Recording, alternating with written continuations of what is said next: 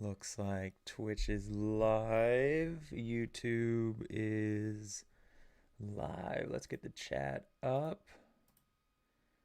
Chat. I'm just kind of put it over here, I suppose. That way everyone can see it. Yeah, we'll put it over there for now, and we will rock and roll with this, I think. Bang. All right. Sweet. Yeah, let's do this thing. Figured we'd start off getting back to the streamer life. I know this one's a little late, um, but that's all right. This one's a little late. I want to start streaming maybe a little bit earlier in the day, especially because all my locals.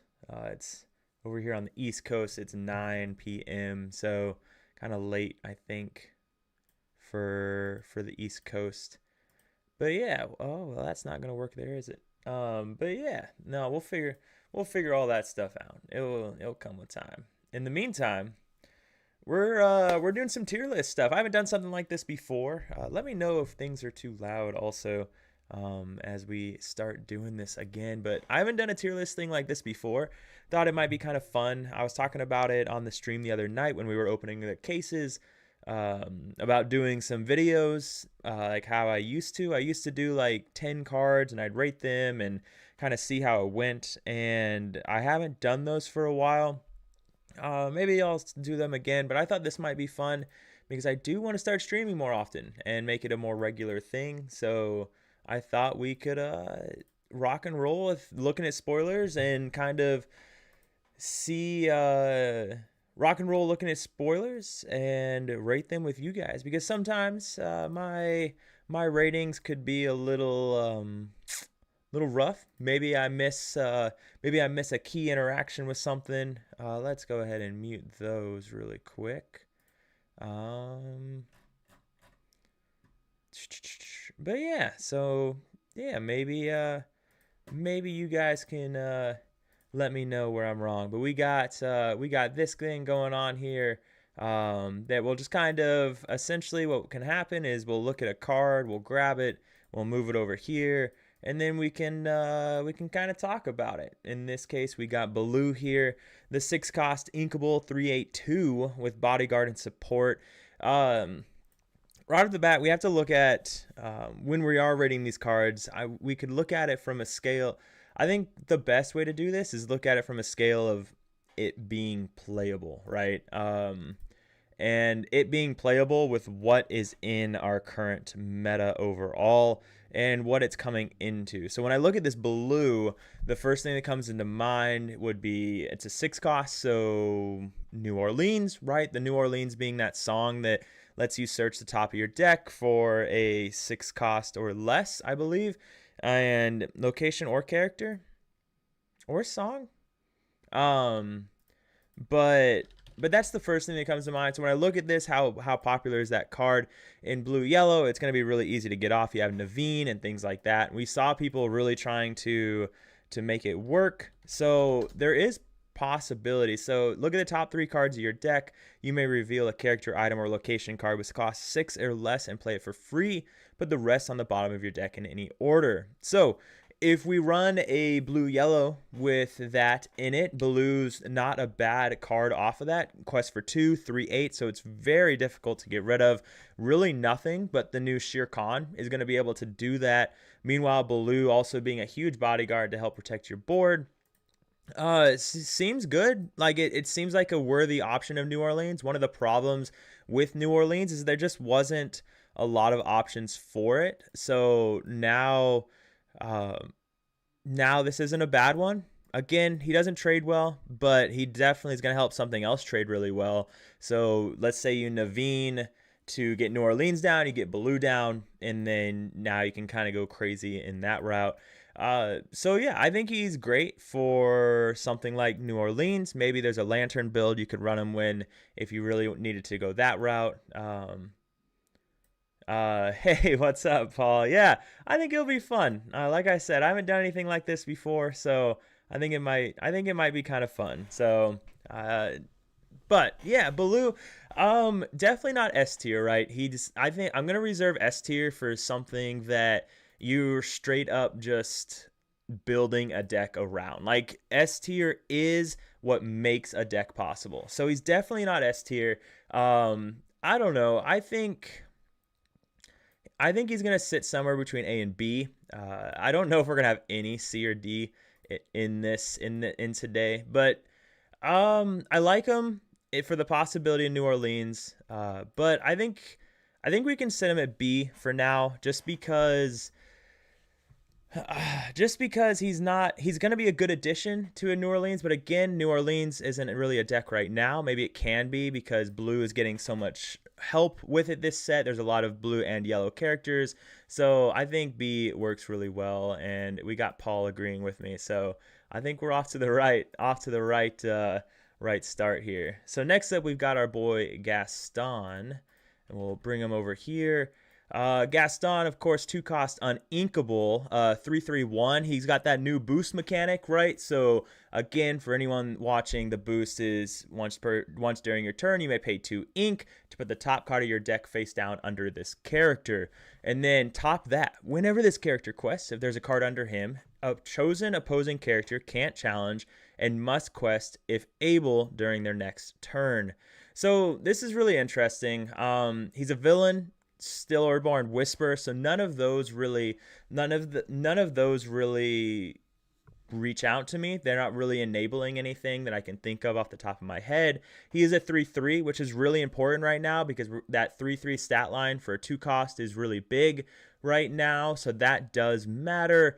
But he's only questing for 1, and his ability, I don't know what we're going to need that for, is one of the things. And just boost 2 is kind of expensive. So, like, I think this could be a really good card if it didn't have boost. But I think boost 2 just makes this card kind of awkward, really, because yeah, I don't know. I really like the boost mechanic. Like, let's talk about that for a second. I think the boost mechanic is really cool because what that boost mechanic is doing for us is boost cards are never bad top decks at this point. Like, yes, we have more draw in this meta or this upcoming meta, but sometimes it just feels really bad to top deck a card that quests for 1 or whatever. But now if you're top decking a card like Gaston or any character with boost, it doesn't feel bad anymore because you can boost it that turn. You can,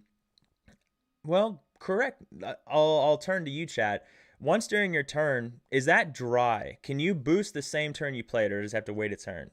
While you guys give me that answer, um, regardless, right? Even if it's next turn and you can't boost the same turn you play them, it still lets you do stuff with your ink, and that's really big. I mean, look at Lilo, right? The 2-cost Lilo Escape Artist. Like, one of the reasons she's so good is because when you start top decking with aggros, it gives you an opportunity to play something when you have that leftover ink. In this case, Lilo, of course, letting you have to choose before you play her, or before you draw, but it's the same kind of idea. So I'm a huge fan of boost. But as far as where he sits, again, I don't think we'll see any D tier in this meta. He's definitely not S. I would not even throw him with A. If we're putting Baloo at B, I don't like. You can't put him there. So I think definitely C tier. If we were to put a card in D tier, I think Gaston would probably sit there, just because there's so many other things that we're going to be doing with. Yeah, there's just so many other things that we're going to be doing on that turn 2 that I just don't think Gaston is ever going to be one of those things that we're doing on turn 2. So there's our C tier, starting off strong. And we'll kind of keep that in mind. If this is our C tier, then it's going to take something really special to make D tier. All right, so you can boost the turn you play Whispers. So that's really big. So that definitely does let you do something. So that's really important to remember for the future ones. But our next guy or gal we have coming up is our girl Raja. And this one's pretty exciting. So 3-cost inkable, quest for 1, 3/4 3/4/1, but bodyguard. And that I like this stat line behind a bodyguard. Right now, our bodyguards are really, we have Prince, right, which is the 0/5 2 cost uninkable. Really good stat line, but it is uninkable, and an aggro right now runs a lot of uninkables already. We have Gem Deer, which is the more popular one, 0/4/1. And then, of course, we have Pluto, the 5/5/1. But Raja comes in here at a 3 cost, which is normally when we're looking to play bodyguard. That 3 or 4 cost is when we're really looking, or that turn 3, turn 4 is when we're looking to play these bodyguards. So Raja being a 3/4 is a really big deal because we really just want anything that protects our board, protects our singers if singing becomes a really big thing in this next set, but also is able to protect our Tiana if aggro continues to be a thing. Right now it's looking a little rough for aggro, but if it does continue to be a thing, I think Raja is going to be a really, really big card for that.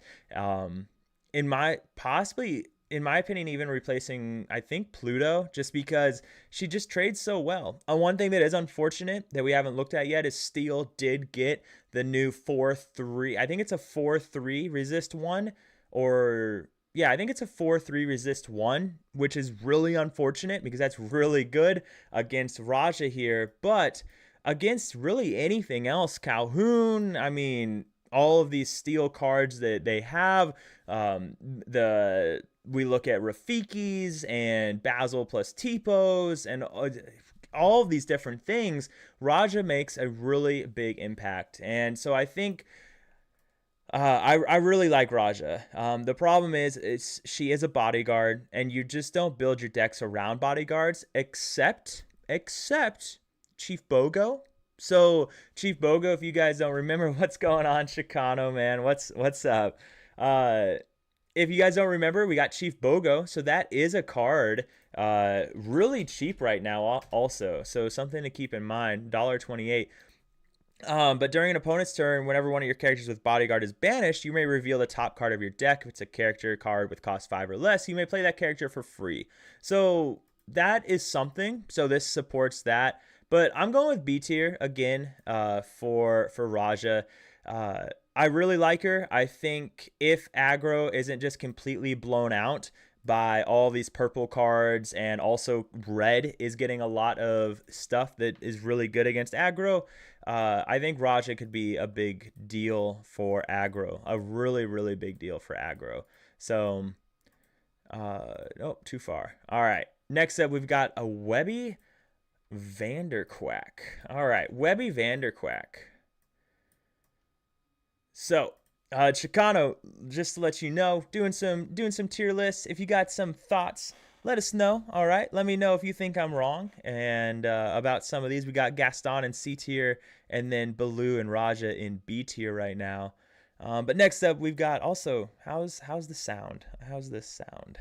But we got Webby Vanderquack, a 3-cost inkable 1/6/1, and I've read about this. While you have a character or location in play with a card under them, this character gets +1. 1/6 is a great stat line. Like 1/6 is really, like, that's a really good stat line. We saw it in Hiram Flaversham. With that being said, when Hiram Flaversham was the card that deserved to be banned, it's because nothing was challenging for 6, or nothing was challenging early for 6. And right now, nothing's challenging this early for 6. But by the time you get to play this and get a character with a card underneath them, it's just really difficult. You're only questing for 2 with this card. So I don't think this card is great. I know a lot of people saw the 6 stat line and they thought this was like the coolest thing since sliced bread as far as the stat line goes, because they immediately have Hiram Flaversham flashbacks. But I just don't. I don't think that's the case. So I think this one, and it is just an ally, so there's that. But I think she's gonna sit there with Gaston as far as things go. I just don't see her getting anything. Now maybe there's going to be some more boost mechanics going on. So But yeah, I'm not a big fan. Paul thinking D tier, and maybe you're right. Like again, I think the only reason Gaston stays out of D tier is because of boost. So with her not even having boost and her with her record, like even for her to be mediocre, she requires another card, and that's just not really what we want from these early cards. If she had Singer or anything, like anything else could be good, but yeah, I think this one could be D tier. So I just I almost feel bad putting anything in D tier, but I think you might be right. We'll leave her in there for now though, but and we'll come back and look at it. So oh yeah, exactly, and that's just it, and yeah, we'll go with that. If this was set two, or if this was before this set, right, a six stat line, no, what have I done? A six stat line is a really big deal, but right now a six stat line that requires setup from other stuff, not gonna do a lot. So all right, we've got Miss Beakley, four cost inkable. Now we gotta hire it. So 261 bodyguard.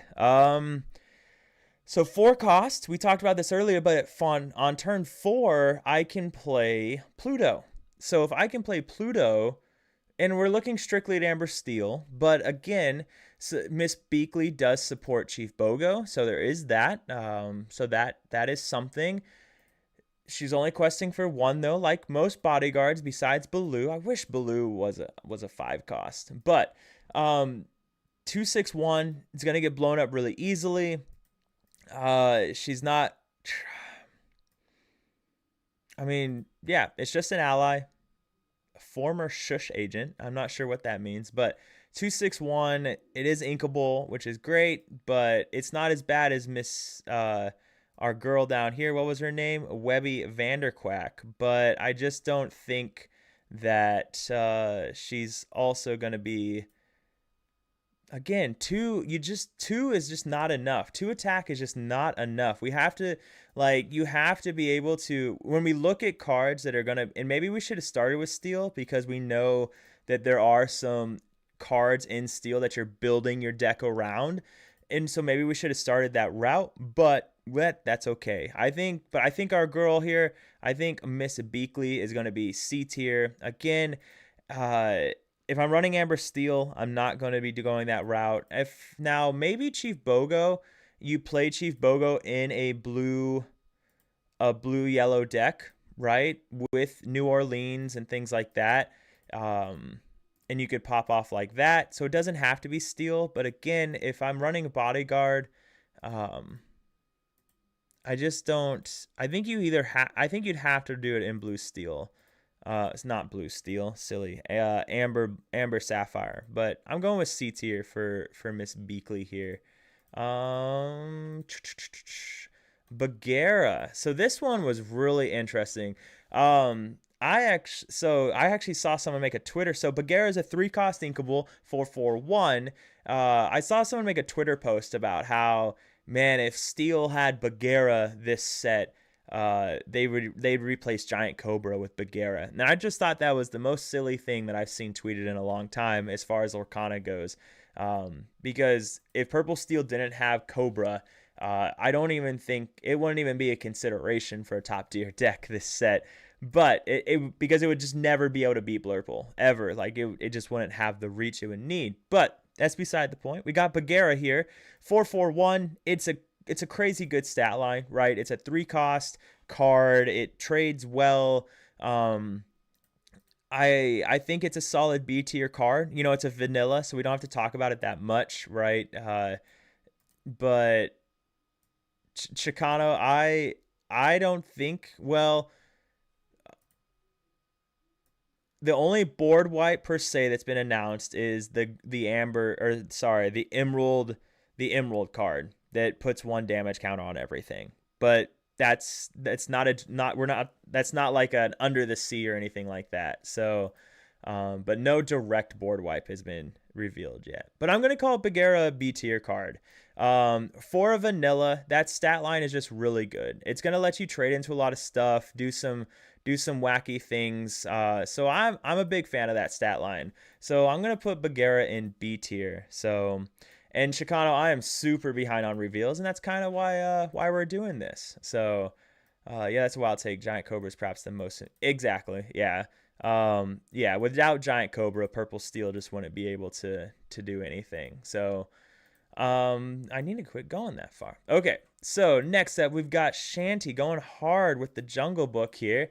Shanty with the Mowgli here that everyone was freaking out about. You know, everybody thinks there's something going on here with Mowgli. Because we haven't, I don't think we've seen a Mowgli card yet. So, but we got Mowgli up here in the corner.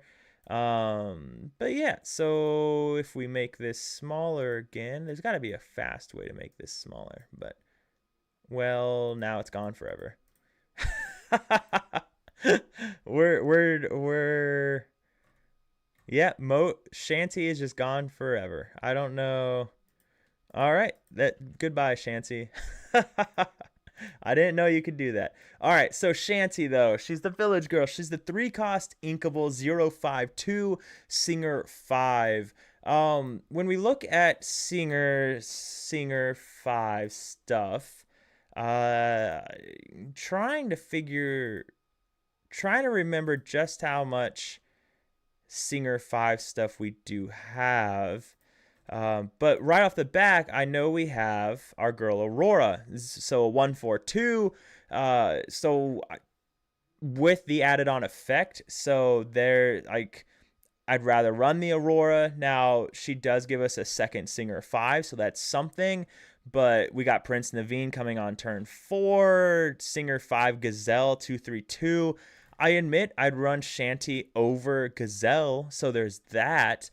But again, kind of like what you know you just said, Christian, is what are we singing right now? And that's just it. Right now we're not really singing anything. When we look at the big songs, right? If we just look at the big songs, the big one that pops out to me is going to be Circle of Life, right? That is the big one that pops out to me. Circle of Life is worthy of having some Singer 5s in your deck, and Circle of Life is very much looks like a possible deck this set. So you could run something like green yellow, and I say green yellow because you're wanting Ursula's to try and stop the green board wipe. So that's really good. World's Greatest Criminal Mind is going to be really good. You could do your own wipe with Lost in the Woods if you want to go that route, and Under the Sea. Although I think you'd rather just do the new green card and the Prince Phillips. But yeah, you could even go as far as It Means No Worries. So there is that. But again, when we look at these songs, sing together. So I don't think you need that. I would rather run, if we go back to our singers, here, I would rather run things like my Ursulas, right? And instead of running a 0-5, I have my Ursulas and my Auroras and things like that I think, because I think if you run Ursula, Aurora, Prince Naveen, like, you're going to be better off that route anyways. I don't think you ever need a Shanty coming in here. But Singer 5 is great. I just 0-5, not a huge fan of that. I don't know how important that's ever going to be this set. So I don't know. I'm going to go with C tier for now. If maybe there's going to be more songs though, and if there's more songs released, because have we seen any Amber songs this set really? I don't know. What happens if we click song? So okay, so there's a song, but we don't need a Singer 5 for that. So yeah, there's no high cost songs that have been revealed yet that Shanty could even sing, or that you care about her singing. So yeah, I think C tier is fine. If we see more songs, maybe Shanty becomes a bigger deal. But next up, we've got Ariel, and this is a card that I'm really excited about. We do need to see more songs, but 4 cost Inkable, 3/4/2, boost 1. Once during your turn, whenever you play a song, if there's a card under this character, you may draw a card. So that's really neat for a couple reasons. So first, it's a hero, princess, and a whisper. I don't know if that whisper keyword means a lot right now. I'm behind on the reveals, but princess is a big deal. Aurora works with princess, so we have that. There's some cards that work with hero, and this drawing a card is just awesome. Like, hey, what's going on, man? How are you doing, Rick? Now we're gonna get some people judging my tier list.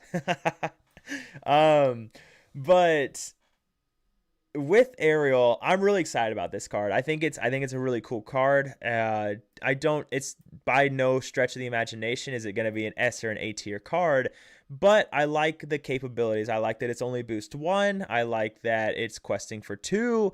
I like that on turn 5 you could boost 1 and you could sing if you needed to. Like there's just a lot of opportunities with this card. Card advantage is always going to be a big thing because we don't have things like a whole new world anymore. She is a 4-cost, so no singer, but still 4-cost singer is good. And I do like that she does enable you to... Hey, we need... Oh, no, I just need to... Oh, hang on. That happened, and I don't remember what that is. Hang on. I need to find a way to make... I can't see it. Hang on. Okay, hang on. I've got to see what those was so I can say thank you to people. And I've got to remember how to set those alerts up so I can see them better. So, but while I get that set up, as far as Ariel goes, I'm a really big fan of it. And what I was looking to find was... Let me figure this out really quick. Let me get this going. All right. Stick with me, guys. I just don't remember how to do anything on Twitch anymore. Oh, it's just been so long. Stick with me, guys. I just don't... Oh, that was awful. Oh, I'll have to figure that out. All right. I figured it out the other day. How did I do it? This?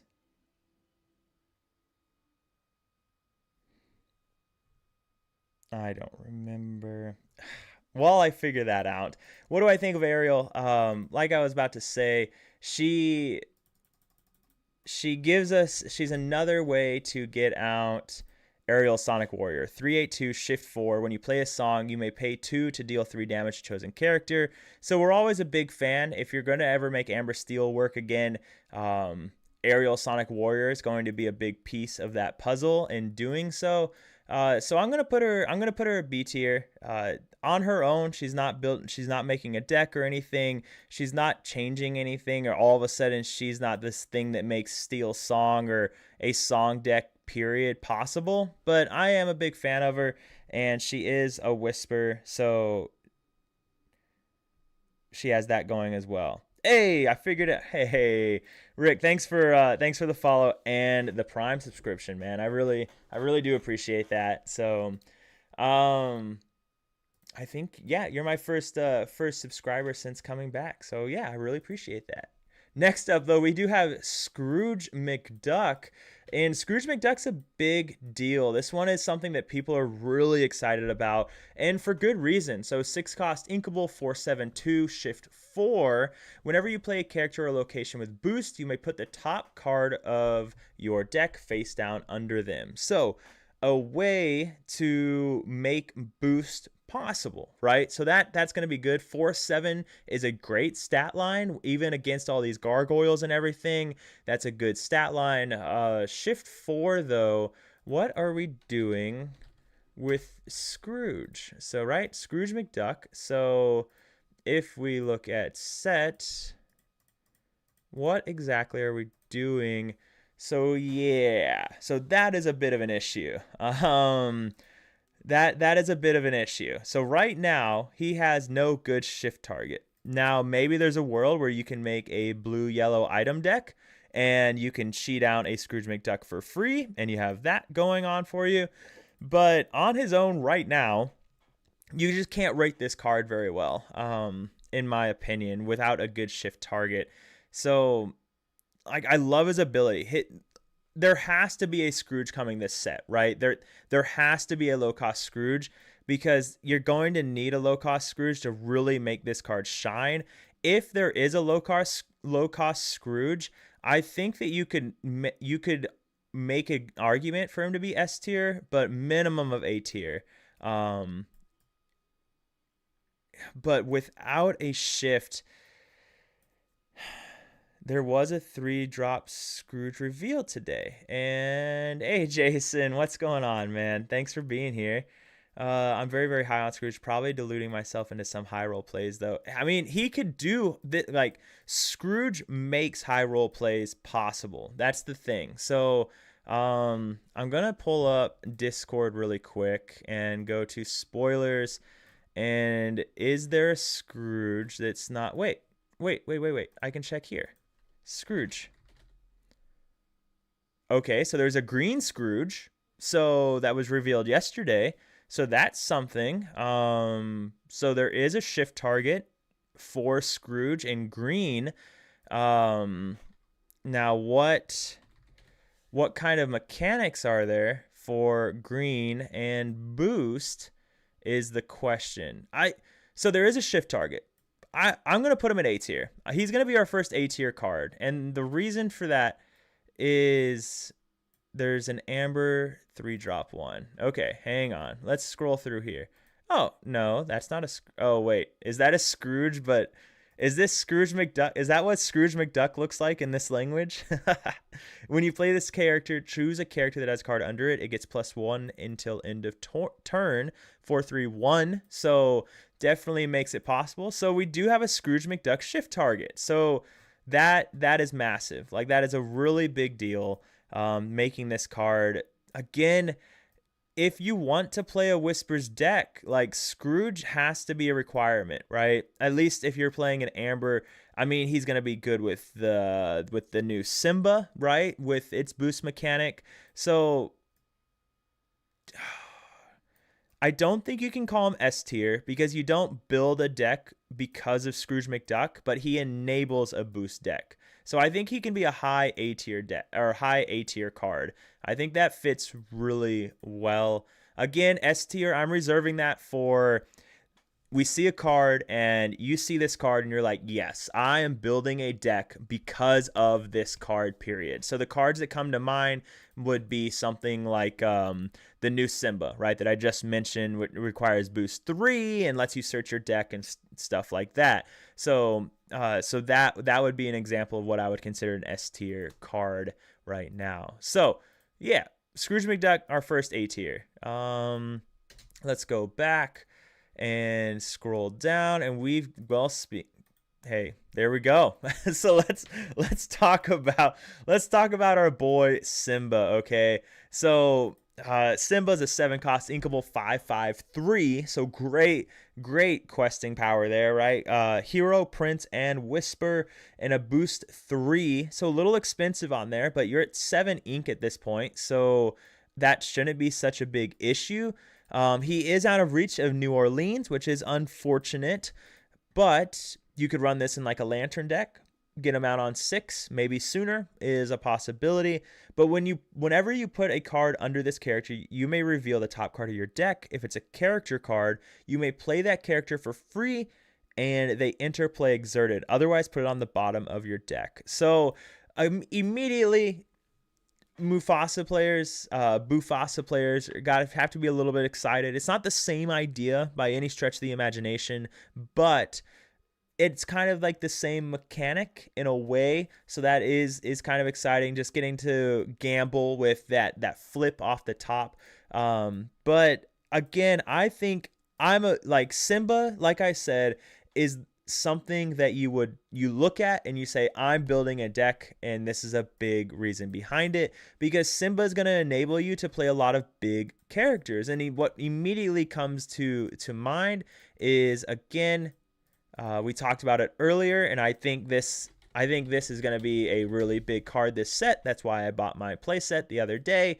Circle, what is an enchanted? Oh, it's too much for my blood. But Circle of Life, right? Again, sing together 8, play a character from your discard for free. So again, yeah, Paul feeling the same way. So I'm going to consider it an S-tiered card, again, because how I'm reserving S-tier being you see this card and you can build, like, it's a staple. It's going to be a staple in a deck that you want to build. So I'm really high on Simba, but I've always been really high on Circle of Life, so maybe I'm a little biased about it.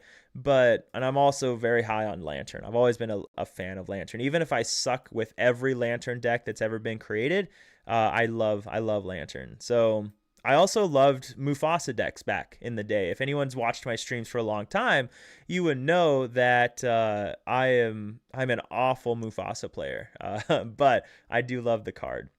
But yeah, so we're gonna put him up in S tier.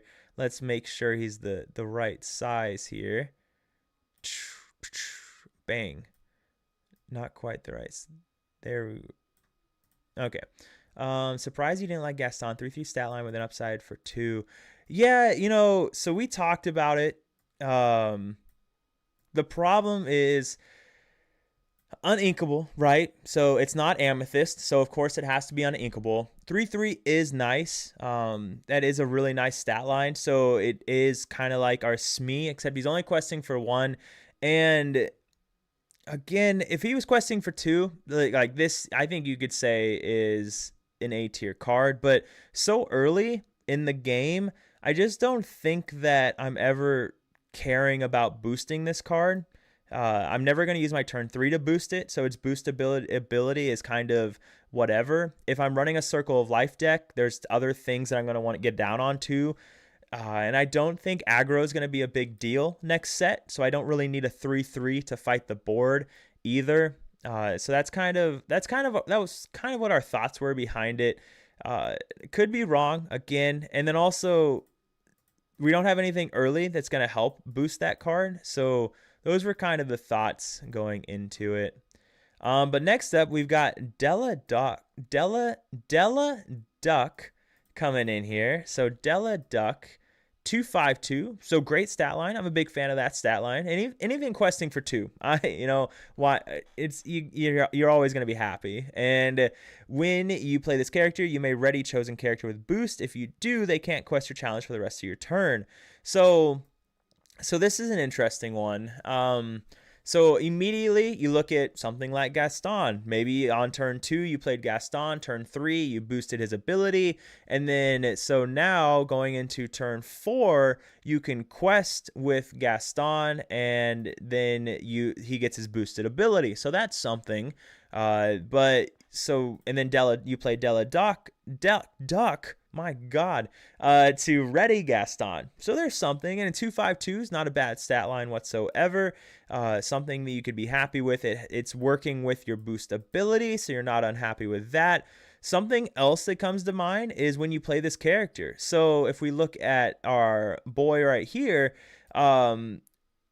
if it's a character card, you may play the character for free, and they interplay Exerted. So let's say that you quested with him, and you put a card underneath him, and he gets Exerted. So now if you pull a Della Duck off the top, Della Duck comes in and can ready Simba. So that's a pretty cool interaction there. It reminds me of kind of like the Rapunzel stuff back in the day with Mufasa. So that's a cool interaction. Maybe it's worth including in your list if you go that route. Again, works with, I'm gonna give it a B. I think B is really a good place for it. Working with boost, 2/5/2 is a decent enough stat line overall for her. So yeah, I kind of like her. Honestly, the fact that they released more 2-cost 3/3s, he looks less appealing. What's going on, Seth? Thanks for tuning in. And yeah, I agree. I mean, 3/3 on a turn 2 isn't the stat line that it used to be, right? I think in this set alone, we've seen 3 or 4 different 3/3 stat lines. I have not seen this card yet, so this is a new one for me. So we've got Goofy, 8-cost inkable, 5/7/3, shift 5 When you play this character and whenever he quests, each opposing character gets -1 until the start of your next turn. When you play this character and whenever he quests. So -1 is not the biggest deal in the world. God, could you imagine if that said -2? That might be too good, but shift 5 isn't a bad shift either. If we look at Goofy's, let's see. If we look at Goofy and we go to sets here, and we go to done, let's see what we got here. So, all right, this Goofy. All right, so we've got that going on. The green Goofy with Ward, being able to set that up really well. He has a 5 cost though, so there is that. Again, Lantern always, sitting in the back of my mind there. So there's a new Goofy coming in with the new set. We'll look at that one. Oh, we've seen that one already. So there's that. So we have a couple Goofies, the location Goofy. So 2 Goofies that are enabling it. And then if we go here, is there anything?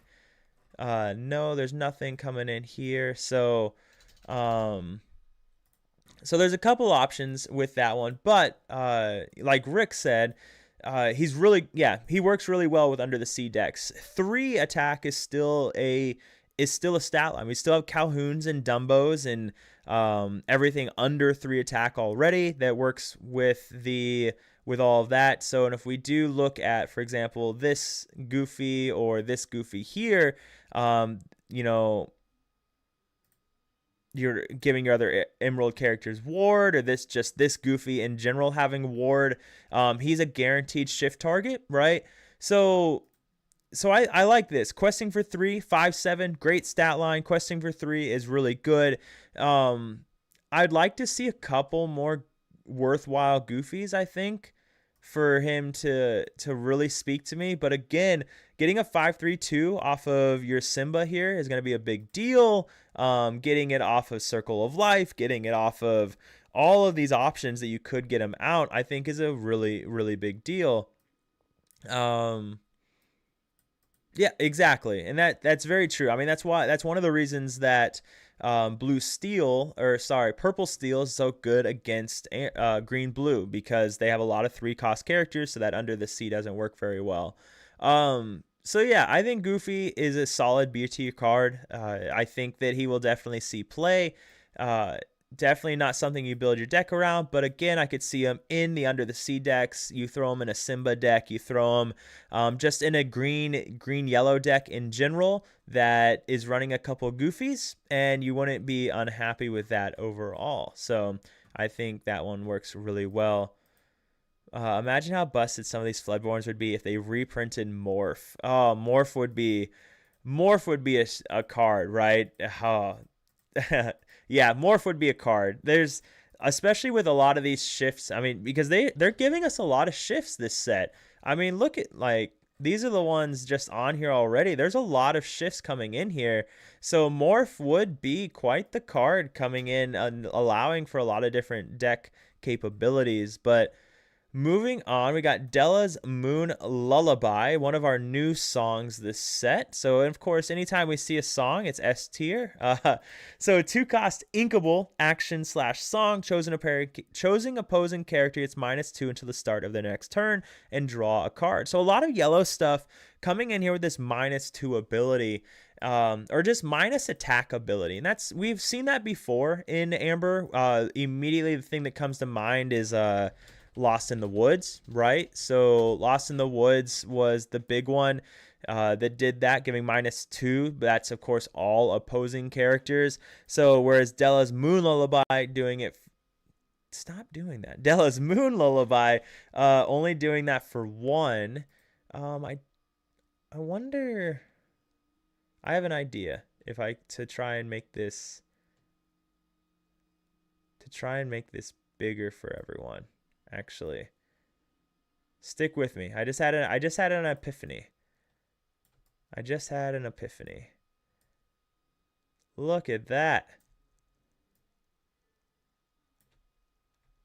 It should be bigger for everyone now, right? Let me know if it is. Let me know if let me know if that worked and made it bigger for everyone. So, but yeah. Anyways, back to the subject here. Jason had another one, painting the roses, right? I don't think that one didn't get reprinted, but that was another one that gave minus attack to two characters, I believe. But drawing a card -2 works with Under the Sea. Not quite as powerful. Something like Painting the Roses red was, because that worked with muses, and we don't have muses anymore. So Vanish isn't as popular. We're not seeing a lot of Vanish cards. So there's that as well. I don't know. I think this has to be a C tier card.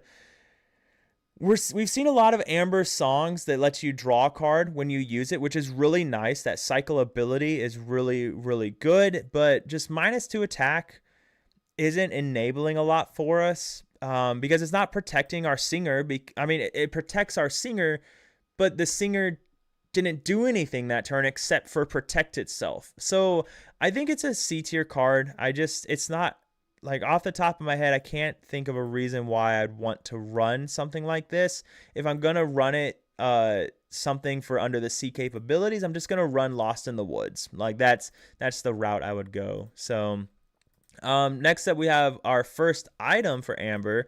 We have Recovered Page. So Recovered Page coming in here. I need to move my face out of here. It's covering our D tier. But Recovered Page, item, 2-cost inkable. All right, I like that. Whenever you play this item, look at the top 4 cards of your deck. You may reveal a character card and put it into your hand.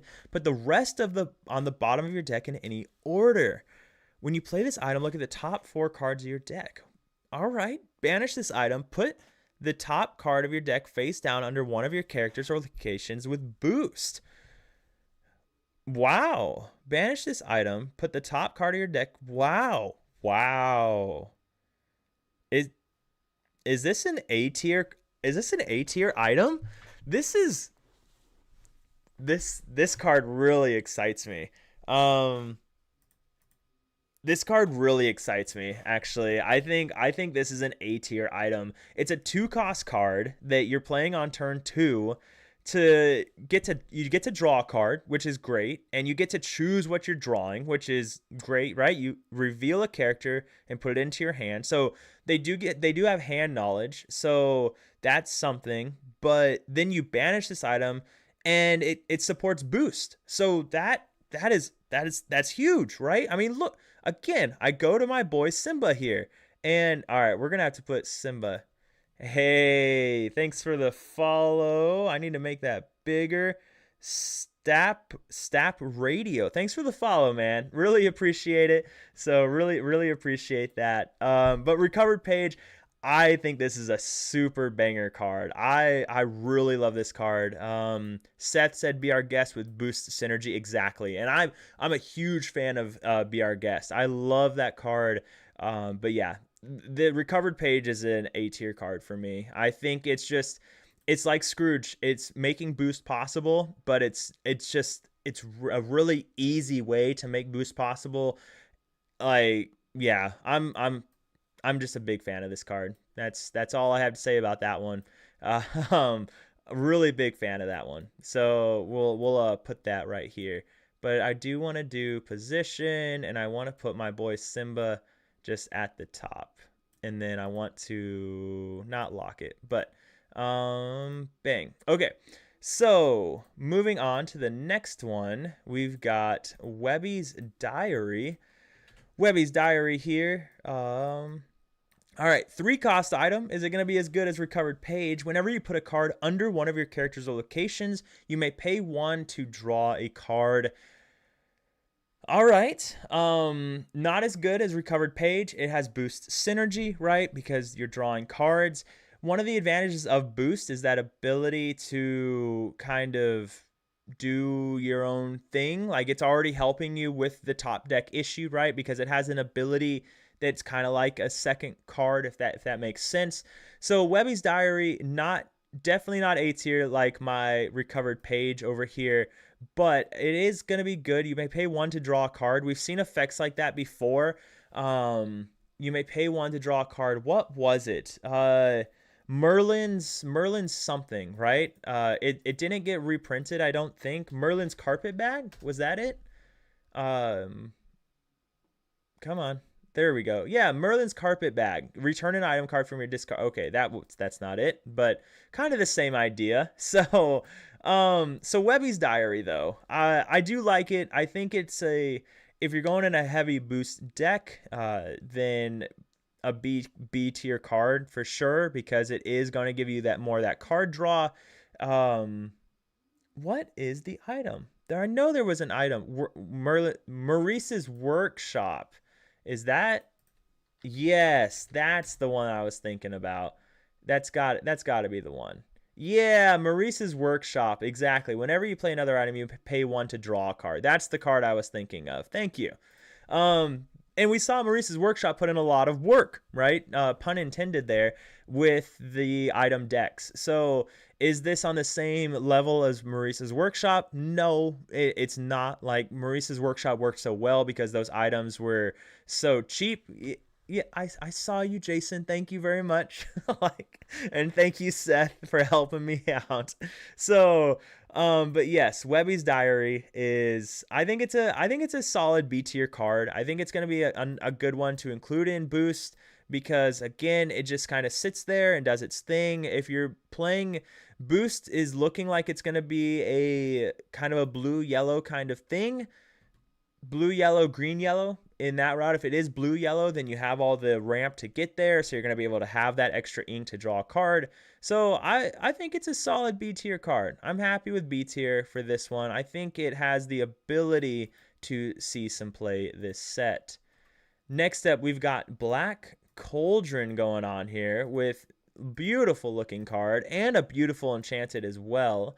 So Black Cauldron, 3 cost uninkable item, and the Cauldron calls. Exert this and pay 1 ink. Put a character card from your discard under this item face up, and then rise and join me.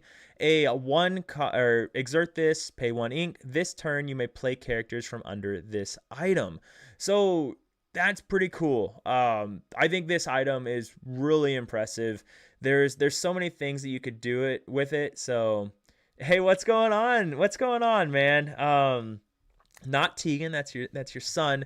Was it Jerry? Well, Jerry. Oh God, it's right there, Jeremy. See, I knew I'd remember. What's going on, Stitchhawks, man? But Black Cauldron, really cool card. I love that it lets you have 2 abilities. Like I want to see more stuff like this. I was a huge fan when we first saw Ana, the Emerald Ana, the uninkable card. I was a huge, massive fan of.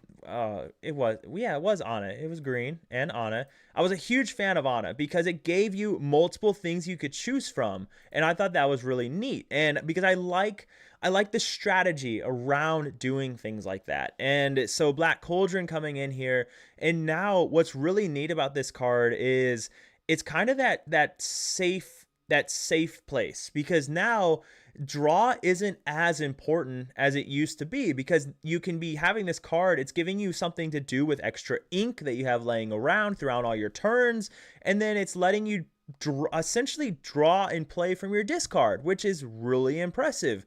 So that is really good as well. Like I think that this is where again you don't build a deck around this card. Like you don't see Black Cauldron and you're all of a sudden you're like, you know what, I can build an entire deck around Black Cauldron because that's any deck with locations, right? But yeah, peak card design Cauldron is broken exactly. So I think it is an S tier card. Like I know you don't build a deck around it, but all Lorcana decks are built around Black Cauldron essentially because they're characters, right? So I think you can throw this in any Amber deck and you're just not going to be upset. Like even if you just threw 1 in, I don't think you'd be wrong to do that. Like Black Cauldron, I think is worthy of that position. Like I just think it's that good. And we're going to separate these ones a little bit so we can see our S tier cards. So again, yeah, I think Black Cauldron is a phenomenal card. I think it's very well done. The artwork is great, so we'll give a shout out to Caitlin Cuthbertson. Caitlin Cuthbertson. Um, but yeah, just an awesome, stellar looking card. And hey, man, you deserved it, right? Two set champs victories back to back. Like, you deserved every bit of the shout out. So congratulations to you, man. So but yeah, so we've got Black Cauldron, S tier card for sure. Filter with Mulan and others, exactly. Exactly. And we love some good filters. And then we got Munchings and Crunchings. I'm so happy to see Black Cauldron come to, like, it makes me really excited. Black Cauldron, like, for maybe some people haven't seen it, right? Because Black Cauldron was kind of it was a, going off subject a little bit, but Black Cauldron was a Disney movie that some would like was at a point in Disney where they were in a really bad place, right? Like movies weren't doing super well. They weren't doing super hot. And then Black Cauldron came out, and that wasn't a popular movie by any stretch of the imagination, but it kind of set things in a forward motion for Disney. And it's a movie that I've come back to time and time again because it didn't feel Disney, right? Like, in the sense that, first off, I love the animation from back then for these Disney movies, but it was so dark and eerie and all of that. And it just, I loved Black Cauldron. So it's really cool to see them use a movie that's not super popular. Like, I'd imagine a lot of the fan base doesn't know what Black Cauldron is or remember it or the characters or anything. So to see it come back is a really, really cool thing. So I'm really happy about that. But to see something like this, like Munchings and Crunchings, that was such a big piece of the movie because we got Gertie? I think it's Gertie. Right? Gertie? Is it Gertie? Nope, it's not Gertie. Girly? Oh no! What is it? What is it? Goldie? Something like that. But that's just a big part of the movie because he's stealing. Like, he steals the apple. He wants the apple from the boy. So yeah. Anyways, getting back on subject. I think Black Cauldron is not good, but I'm happy to be wrong as I would like it to be good enough to see play. All right, interesting. So, and I think that's kind of what's fun about doing this live is to get people's opinions of it. So. Because meanwhile, Paul thinks it's also S tier. Again, it is uninkable and it is going to be expensive. So are we going to have time to play a 3-cost uninkable? Gurgi. Thank you. I was close. So I think that's a big idea. So I have no idea what it is exactly. So if you have Disney Plus, Jason, give it a watch. So, all right. So Seth also thinks it's too slow. So again, maybe it is, and maybe I'm super wrong. Maybe this is my maybe Black Cauldron is my Arthur, right? Or Ink Geyser that other people overhyped. But getting back to Munchings and Crunchings, we have another inkable item, 2 cost, and exert this item to remove up to 2 damage from chosen character. How very Amber. You may pay 1 less to play characters named Gurgi. Oh my God, it says Gurgi right here. It says it right at the bottom if I just read the card. Anyways, yeah, removing up to 2 damage from chosen character is super annoying. Like, I'm so tired. I'm so tired of seeing that. Just give me back Rapunzel. But yeah, no, it's the problem with removing 2 damage from chosen character, removing damage from character, is there's just no payoff to doing it, right? There's I think the Rapunzel that's no longer even playable was a card that worked around removing damage. Right, this one right here. Whenever you remove 1 or more damage from your characters, you may draw a card. But she came down on 5, so just removing 2 damage just isn't enough anymore because people don't do that anymore. Like, they don't leave damage on it because they have PTSD from Rapunzel. And so they don't leave damage on cards. You can't do that. So removing up to 2 damage is just tough. And we already have an item that does that. Actually, yeah, we literally, I'm pretty sure we already have an item that removes damage that is Amber. So let's go here. We go to done. Oh, there's so many items. Go to Amber. Amber Coil. Amber Coil already does that for one. You have to ink to do it, so there's that. But Amber Coil already does that. So I don't know. So getting back to it though, you may pay one less to play characters named Gurgi. Um, so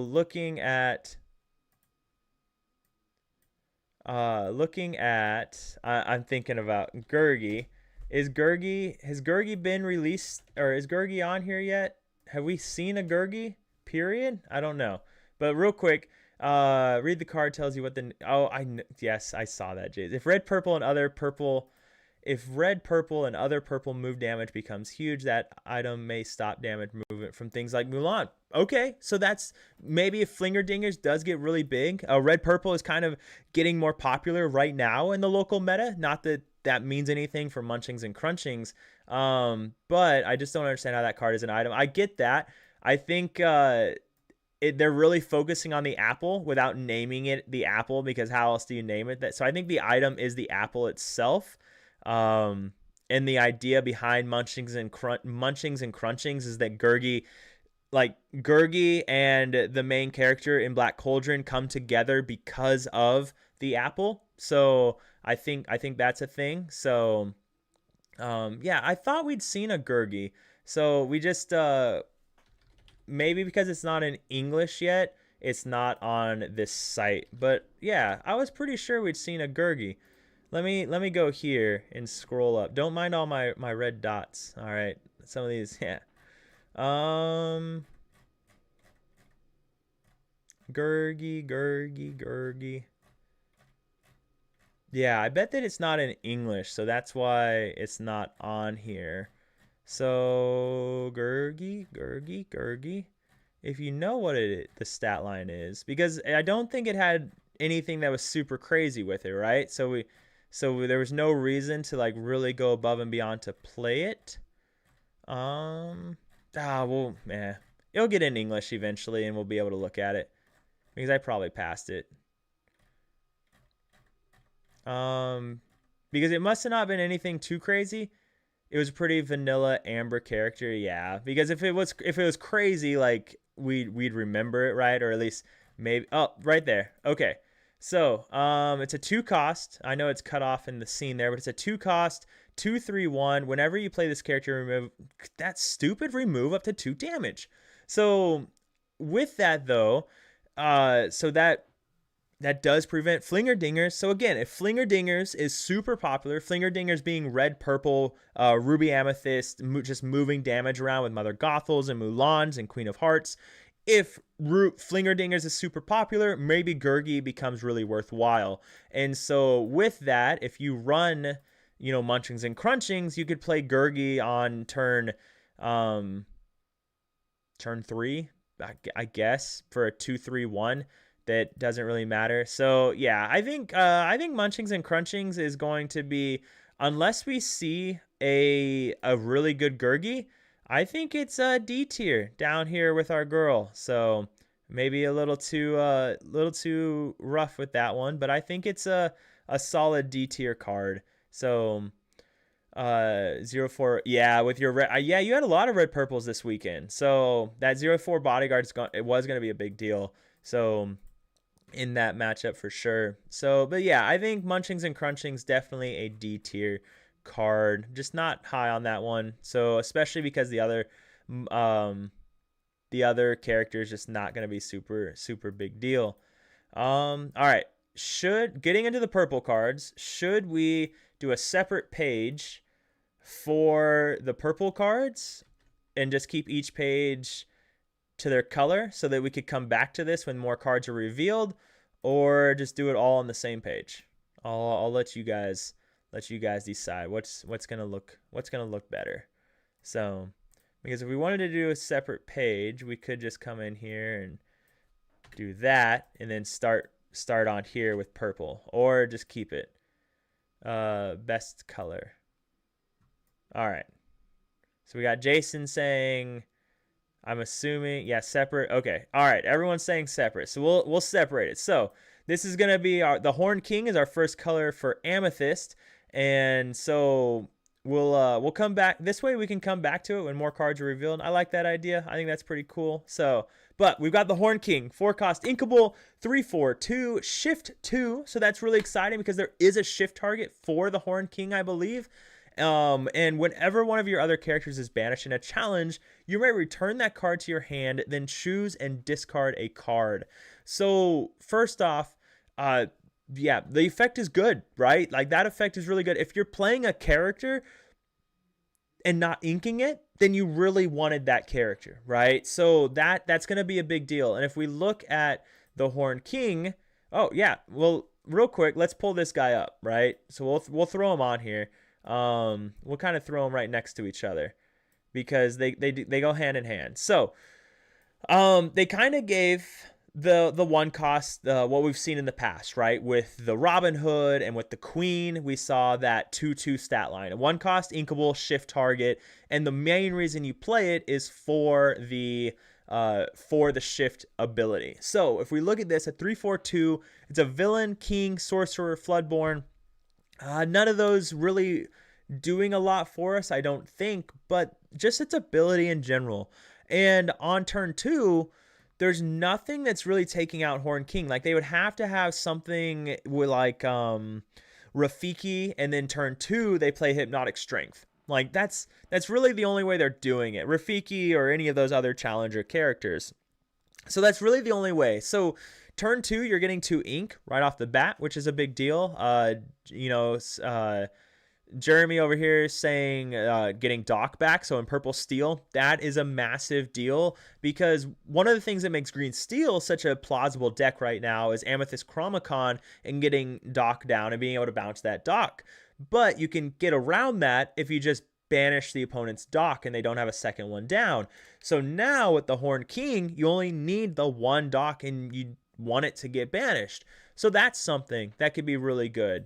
Giant Cobra, getting back White Roses for reach, getting like all of those things. I think this could be a perfectly fine card. It challenges Calhoun's really well. So I think it'd be a perfectly fine card. The bait 2/2 isn't like 2/2 back in the day when we were running Robin Hood shift and Queen shift and things like that. Like a 2/2 stat line was a fine stat line to trade into things. Now not really doing anything, but it can take out like an Aurora, which Aurora is looking like it may still be a very plausible card to play. So that's something that is going to be really effective. Takes out Tipo and things like that. So Go-Go, Horn King, bring you back Go-Go if you run it in green purple, and then running it in green purple. Oh, well, now I'm curious. If we ran it in green purple, what songs do we have? We don't have Friends on the Other Side anymore, but we do have things like Mother's Knows Best. It can sing the Malicious Mean that we haven't gotten to yet. Poor Unfortunate Souls stand out. You give it Evasive. Well, you can't sing with it, right? And give it Evasive. I mean, you could, like, but it wouldn't do anything. So we do have some options for it. So I think that's a good point. I think Horn King, it's not an S tier card by any stretch of the imagination, but is it an A tier card? I think it's good. I really do. It would either be a really, really high B tier card or an A tier. And I think for our first Amethyst, we'll be very kind and we'll give it an A tier. I might be a little too generous giving it A tier, but I'm feeling generous. So feeling generous. The biggest thing about Horn King is that you can control the challenge. Absolutely massive. Yeah. I mean, and that's exactly right. So maybe A tier is not too generous. Maybe that is where it deserves to be because what it allows you to do by challenging the board immediately so they can't quest, questing for 2, which is really good, and being able to bounce characters back is really good. Being able to sing some of these cards is really good. So yeah, all those things sound perfectly fine. You could do You're Welcome if you really needed to do that. So Gets to Under the Sea. Yeah, there's possibilities. I like it. I'm on board. I'm on board. I like A tier. All right, moving on. We can skip. We got Cauldron Born. This is a spicy one that's been on a lot of people's conversations because this is our biggest vanilla yet. So Cauldron Born, a 5-cost inkable 6/7/1. For you, Jason, because you haven't seen the movie Cauldron Born, what it's relating to is the Black Cauldron. When the Black Cauldron is activated by the Horned King, he gets to bring back all these warriors. So all these warriors means the Black King or the Horned King activated the Black Cauldron and brought back his army. So with that being said, 6/7/1 is a big body. I mean, that's just a big body. And if we look at the things like, I mean, that's a big body. Like that's just it. I mean, if we look at Blurple, right?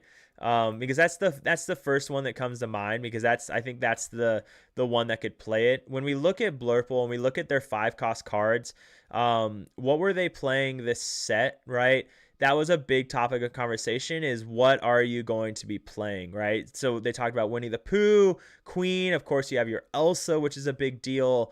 But that was kind of it. I mean, Sven was a topic of conversation for a little bit, but that was kind of it. So now Blurple, though, can run this 6/7, which is just a big body. And I mean, that is a big body that Blurple's playing on turn 4 and just challenging into literally everything and giving you massive bell value. So yeah, that's a big card. Like gosh, that is a big card. And we have lots of ways to give things evasives, so you could do that as well. On turn 4 with Blurple, the biggest meatball. I want an epic Cauldron Born because the art is just, yeah. Oh yeah, an epic for this would look fantastic. Could you imagine an enchanted of this? How good that would look. But this is a solid B tier card, I think. Because the thing is like, yes, it's a really big body. I don't think it can be A tier because it's still not doing anything when it comes down. Like, it comes down on turn 4 and then it just sits there and does nothing. Now, if your turn 5, you have Elsa coming down, Cauldron Born is going to remove anything that's not evasive. So that's a really big deal. But I think it's a very solid B tier card. Like, I think anything lower than B tier would be an insult. I just don't think it can be higher than B tier. But yeah, that is just such a solid turn 4 for Blurple. Like, I mean, imagine any aggro deck and that is what they see. That's a wow. That's really interesting that it doesn't say villain. And it is just a story bone. That is really interesting, actually. All right, moving on. We have Magicka Dispel. So Magicka Dispel is an interest. I don't know if we've ever seen a Magical Dispel since I started playing actually see play. And we've seen a lot of Magicka Dispels printed. But looking at this one, cool artwork. I like the artwork. 3-cost inkable, 3/4/1. And when you play this one gets a villain. When you play this character, you may shuffle a card from chosen player's discard into their deck. So I don't know. Okay, when you play this character, you may shuffle a card from chosen player's discard into their deck. I mean, I guess so. That is going to prevent maybe some Horned King shenanigans. So there is that. It's going to prevent some Black Cauldron shenanigans as well. But again, if those cards aren't played, if Black Cauldron's not played, I don't know how much that matters. Yeah, the non-discard saw a little. Yeah, and I do remember that. I remember playing at EG Collectibles, one of the red-purple players was playing it. What was it, a 2/5 or something? But it was a prime Zeus target. But when you play this character, you may shuffle. Oh, it does prevent Circle of Life shenanigans as well. So it does prevent quite a few different things. So that is something. But does it matter? So when you play this character, you may shuffle a card from chosen player's discard into their deck. Not a lot of recursion in the meta to see play. Yeah, and that's kind of how I'm feeling. Like, I don't think right now I don't think this does see play. Skipping ahead a little bit because I did see this one. Oh no, stop it. Let's just do this. If we go to Magicka, oh, the shift one's not in here, but there is a shift one that came out. But I think this is gonna be a C tier card.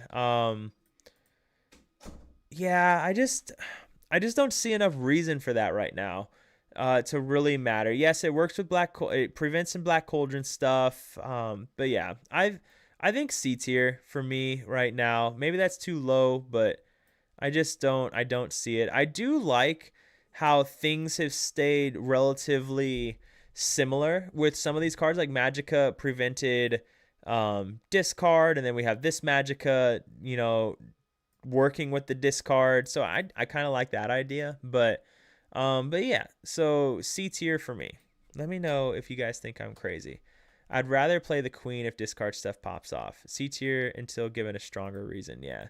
The queen, if you're talking about this queen, aren't you? Yes. And this queen, no, stop it. This queen has seen quite a bit of play. What is going on here? There we go. This queen has not seen quite a bit of play, but we've been seeing her pop off in a couple different places. So yeah, like in blue and purple, yellow right now, she's actually a pretty popular card. But scrolling down, let's get to Lina Saberwing. So Lina Saberwing is a 4-cost inkable 3/3/2. Whenever you play this character, if you have a character or location in play with a card under them, gain 1 lore. Okay, so this one works with boost, so that is exciting. We like things that work with boost.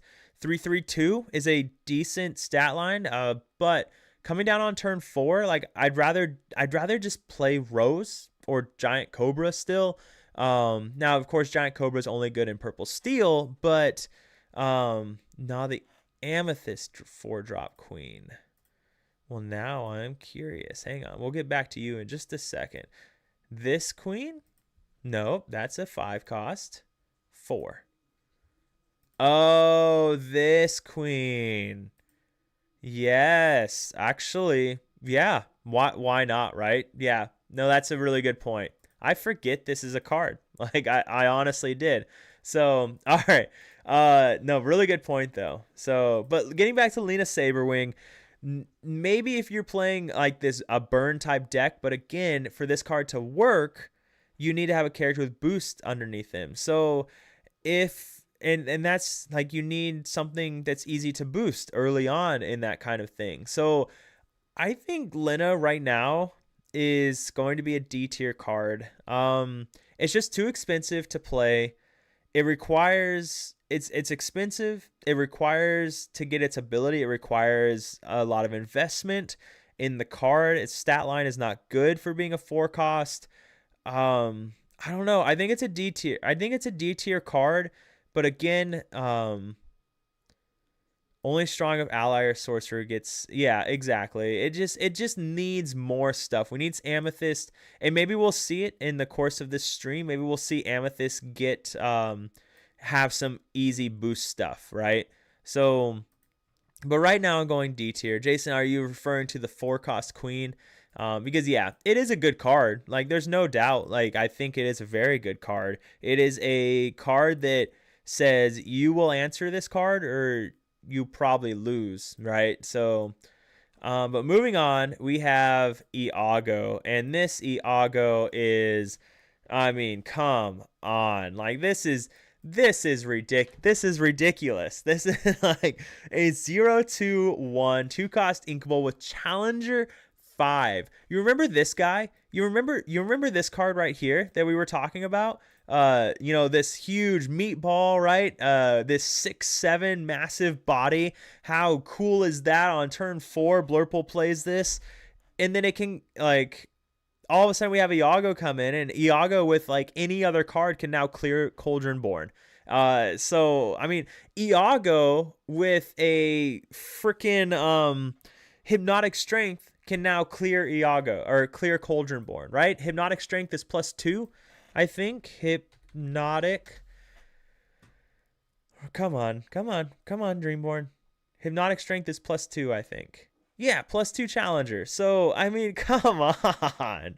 Like Iago is a monster, and you guys feel the same way. Like Iago is an absolute monster of a card. Like it required like now steel decks still have to run steel decks now still have to run Fire the Cannons or run bodyguards with good amount of attack, so they banish Iago on the flip side. Strengths have gone insane this set, especially with gargoyles. Oh yeah. Exactly. So, but I love this Iago, Super Calhoun, Insane Bird, exactly. +2 and draw. I don't know what that one is. I don't know what you're referring to on that one. But yeah, Iago is just a monster. Like I think this is +2 and draw, Hypnotic Strength. I'm tracking. I'm tracking. All right. The it's going. It's going. So Iago's the nail in the coffin for aggro. Exactly, right? Hey. I think that was a raid sound actually. Joe, it's our boy JDZ. What's going on, brother? Fun fact for you guys. So JDZ is where my whole Madhouse thing came from. I was doing like Mad Hatters, I think, and something else with Mad, and then I was streaming with ETB. Actually, I have it right here. ETB stickers they sent me the other day while I was deployed. But I was streaming and casting with JDZ, and he carried me through the whole thing because he's actually really good at casting. And and he all of a sudden like set up this Madhouse thing, and I've stuck with it ever since then. I absolutely loved it. So forever thankful for JDZ for doing that. He's like living the life that I want to live. Like my wife and I want to retire in Seattle. He's up in that area. He's already retired from the military, and I can't wait to get there. 6 more years, we're getting there. But yeah, no. So thanks for the raid, JD. I really appreciate it, man. So, but we have Iago. Iago's an A tier card. Sorry. I think it is. Yeah, I really do. I think we can call it an S tier card. I think you can say Iago's an S tier card because he just like he's just that good. Like he's one of those cards that I think you can safely include in every single purple deck and be very happy that you included it. Kind of like the Diablos and the Chernobox followers and Magic Brooms and stuff back in the day. So I feel like I've missed something. Go. Oh, Seattle Seahawks. I'm see. It just takes a bit sometimes. Thus the Stitch Hawks. So that's where that comes from. Do we need to talk about that Super Bowl appearance when you guys decided to pass the ball when you had the best running back in the entire NFL, or do we just kind of let that go to the wayside and we don't talk about that again? But Iago, S tier card for me. All right, definitely an S tier card. You included in purple decks, and I think you're perfectly happy to do so. So it just requires an answer. So next up, we've got Violet Saberwing. So Violet Saberwing coming in here. 3/1/2 evasive. So answers the answers the Dumbo very well, so that's a big deal. We love Dumbo answers, and we're getting lots of Dumbo answers this set. So yeah, evasive 3/1/2 or 3/1/1. We've seen evasives questing for 1 is just a fine card as it is. Look how much work Pegasus has put in the past. Just being a card that you play on 1 and it can just quest for a couple turns for free is a big deal. So like that's a big deal. But answering Dumbo, I think this is just a good B tier card. Being able to do that, you put this down on 2, and then you can put down the Madam Mim Skater and able to answer genies, which is a big deal as well. So yeah, I think Saberwing is worthy of a B tier for that one.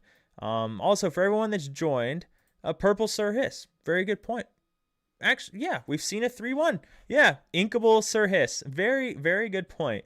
For everyone that's joined, if you haven't figured it out yet, we are we're doing a tier list of the new cards. So thanks for joining. So Richard Sherman still has a grudge against Pete Carroll to this day for that decision.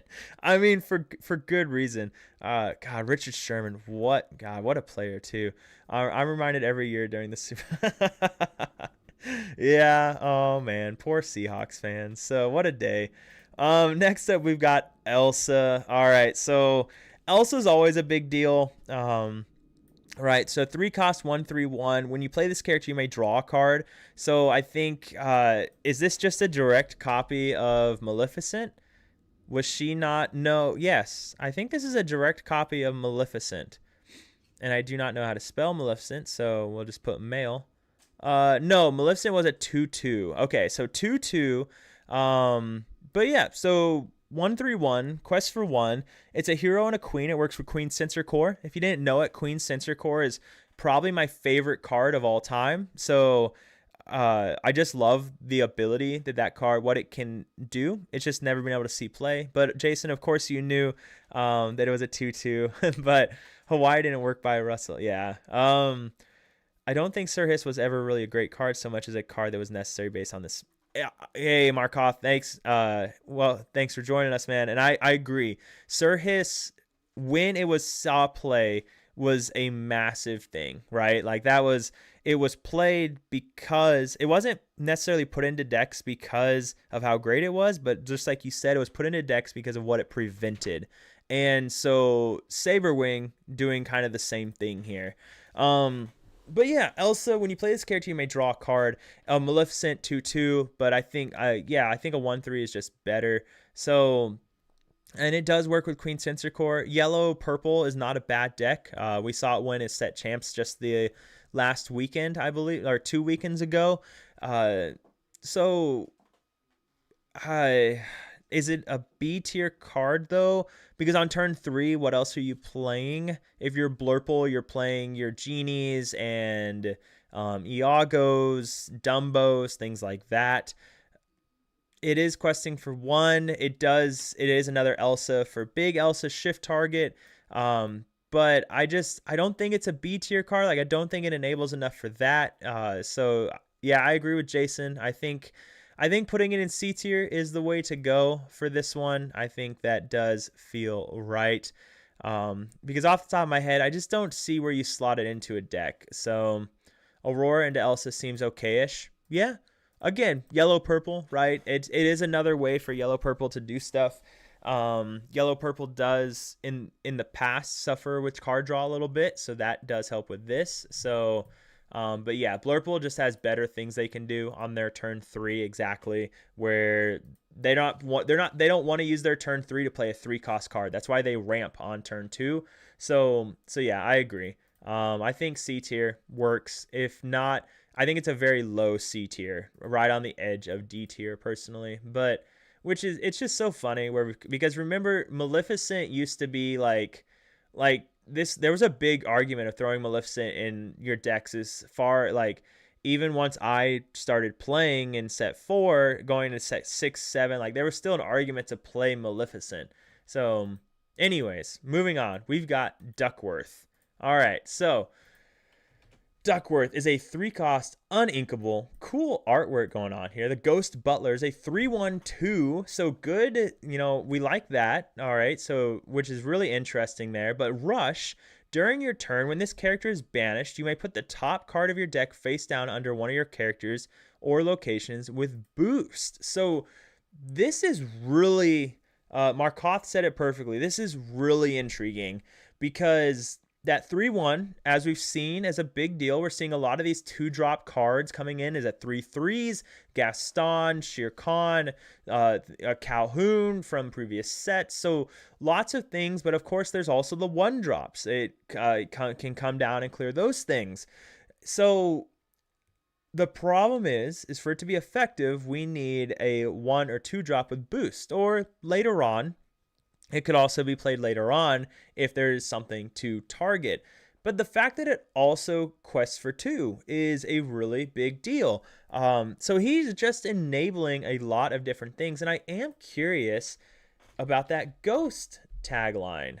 How many things have we seen ghosts? Is it would it be classifications? How many things have we seen go A L O N A B C D E F G E F? Okay, Ghost isn't even in here for classifications. Is this the first Ghost we've seen? It is. I think it is. Yeah, Ghost tag is new this set. Yeah. So that's really interesting. So it is an ally. So that works with something like the Bianca, right? So I think this is a really interesting card. Like this is an incredibly good card for boost decks. Like an incredibly good card for boost decks. Jeremy thinks it's a very very good card as well. Blue Kristoff on 3, Ghosty on 4 to double boost ramp. There's that as well. Like I almost want to put this in A tier because of what it's capable of. And the fact that it's still quests for 2 is really a big deal. And having rush with 3 attack, like I think that's a really I'm going to go with A tier. I'm really optimistic about this card. But I'm very optimistic about boost. So again, maybe some bias, and so be it. So I'm going with A tier though. Let me know if you think I'm far off on that one, but we'll go with A tier. Markoth agrees with me, so I think it's an A tier on potential, but we'll settle down around B after testing. Yeah, I could see that, especially if we don't get a lot of boost targets. Like that's what I'm weighing on, right? I'm weighing on there being good boost targets to make it worth running. Like that's kind of what I'm hoping for. So we've got Nibs going on here. 4 cost uninkable, 3/3/2. When this character is banished in a challenge, return this card to your hand. So new purple 5 cost boost Ursula, which we are going to see here in a little bit. Very good point. But Nibs, a really cool reveal video for this one. It was he was running through the woods and then jumped in a bunny costume. It was pretty cute, but I forget who revealed it. Anyways, Nibs, 3/3/2, return this card to your hand. Historically, that hasn't been a thing, right? Like nobody cares about that. And it's specifically banished in a challenge. I know we have Bruni, right, who does that. And also Quest for 2, I believe does. Come on. There we go. Bruni. When this character is banished, you may draw. Okay, so it doesn't return to hand. I'm pretty sure there's something that returns the hand. Maybe I'm wrong, but that's a good point. It is a late game goat. So that is a really good point. Like we don't have anything like that, and in that sense, so it's not as powerful as a goat by any stretch of the imagination, like because that goat's getting that lore instantly. But historically, it's Gale. Gale comes back to your hand, right? Man, Dreamborn is just not. Yeah, when this character is banished in a challenge, return this character to your hand. So a 1/2 quest for 2. So yeah, that's just it. Marcos said it's a limited monster. That's a really good point. I forget that limited exists. I actually had a conversation with Sailor a little bit about this the other day on Twitter. When I do these things, or when I look at these cards, I never consider limited events because I personally hate limited. I know if Rick is still here, he's a huge fan of limited and actually really good at it. And maybe that's why I hate it, because I just don't enjoy it, but I've never been a great deck builder either. So there's that. I also didn't play Magic, and I know limited's a big thing for Magic players. So, but anyways, getting back to this, Jeremy thinks it's a D tier. He's an ally, but that's it. Great goat comment was for Ursula boost with Duck. Oh. Okay, I see what you're saying. But yeah, based off of the fact that we never once saw Gale C play besides limited, I do agree. I do think he is a D tier card. But yes, in limited, an S tier. I would say he's an S tier card all the way. Gale was a phenomenal card in limited. She did cost 3, but phenomenal card in limited. And I think Nibs would be a great card in limited as well, especially being a 3/3. So now your opponent, most cards will trade into that as well. Yeah. So, But yeah, I think it's a D tier card for constructed though, but S tier card for limited, which I think that's kind of interesting. So, but yeah, so moving on with, oh, we have another Horned King. Interesting. All right, another Horned King going on here. Is he going to be A tier like his brothers? So he is a villain king sorcerer, 2/2/1, 2-cost inkable. During your turn, if one or more cards have left a player's discard this turn, this character gets +2. During your turn, if one or more cards have left a player's discard this turn, this character gets +2. Okay, let's look at this guy again. So whenever one of your characters is banished and challenged, you may return to then choose and discard a card. Okay, so that doesn't. What have we looked at that works with that? Because I know we've looked at something. So the Horned King, if one or more cards have left a player's discard this turn, Black Cauldron, right? So it's not really a card you play on. Well, this is an interesting card because if you do, gosh, I would love to see. I know talking to Angel, she's the owner of Safari Zone Collectibles. She plays a Magic the Gathering deck that works based off of pulling cards from the discard. I believe is what she said, and I've always thought that would be like.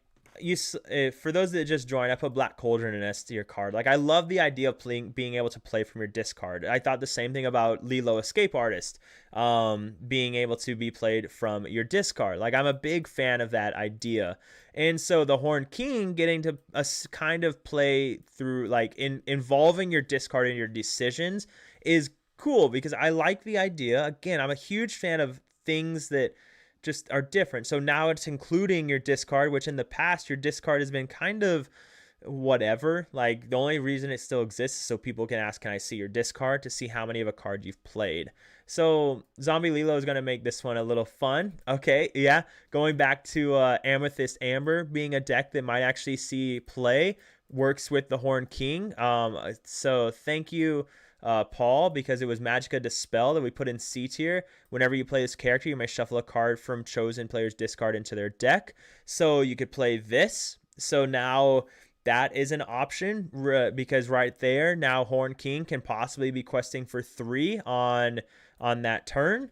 So that's an idea as well. Horned King with the Queen is a solid combo. That, again, being the Queen we talked about earlier as well.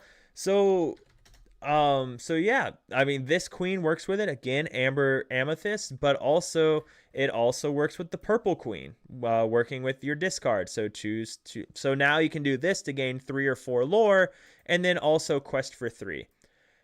This is a solid B tier card, I think. Like, lots of cards that grab cards from discard. There really is now, and I'm a big fan of that. So I think this is a solid B tier card for sure. So let me know if you think it should be higher, but I like B tier for this one.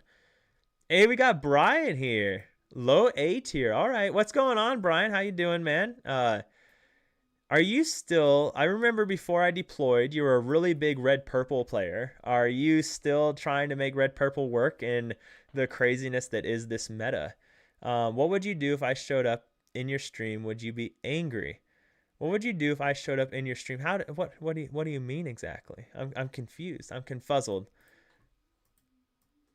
I don't know what that means exactly. If you go that route, you can use Queen of Hearts to give all villains +1 lore. Fun little okay, very true, very true. So I like that idea. It's an interesting combo card. You could go Mulan Bobby on turn 1, Horned King on 2, then Magic on turn 3 for a nice lore burst. Yeah, that's very true. I mean, maybe maybe that is really cool. Like, okay, maybe it should be A tier. What if we did this? No, I'm game with A tier. All right, I'm game with a low A tier for this one. So I'm on board with that because there is a lot of ways to make it work. And then the cards you have to use to make it work aren't bad cards either by any stretch of the imagination. King Censor Core, gosh, hang on. I think it's an S, isn't it? King's Sensor Core, because it's Queen's Sensor Core, plural. So, um, gosh, I don't know. I think we saw this once.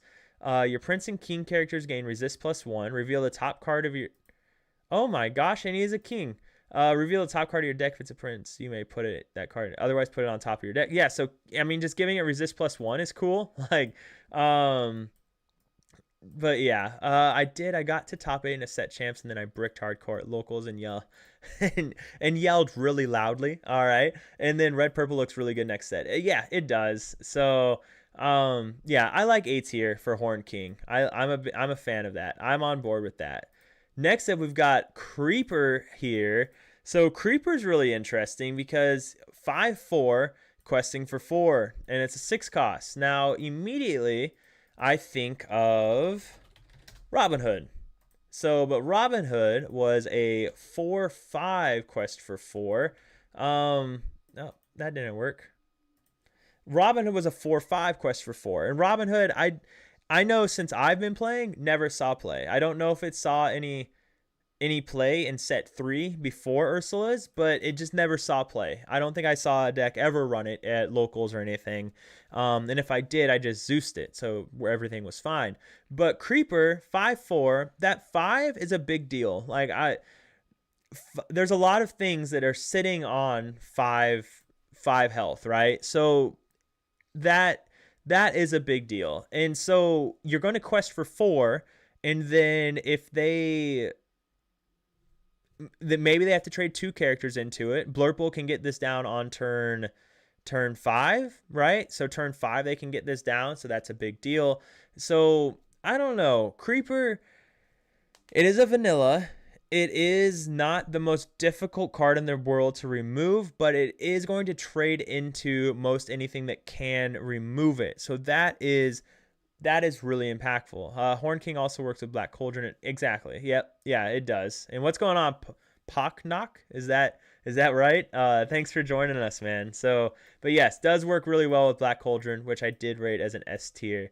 But yeah, so Creeper's an interesting one. It is a vanilla card, so that it doesn't do anything when you play it, which is a big deal. And I think that's part of the reason that Robin Hood never saw play, is because it just doesn't do anything. Sounds like Rocklock. You got it. Okay. It doesn't do anything when you play it. Questing for 4 is great, though. I mean, one card that did see a lot of play that quested for 4 was it Gantu? The Steel Gantu? But it was, I believe he was a 5 cost. Yeah, so 5 cost 4/3. He did see a lot of play, somewhat when Kiwi was really popular. So I'm gonna go with B tier for him. I mean, you can't disrespect a card that quests for 4.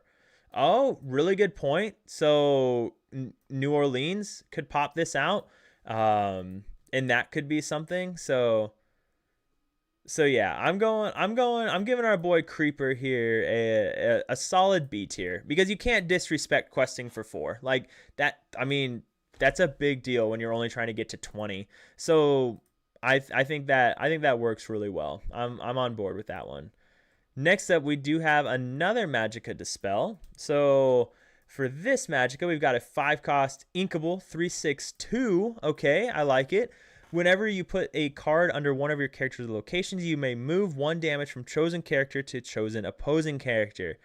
And all of a sudden, I'm not as big of a fan anymore.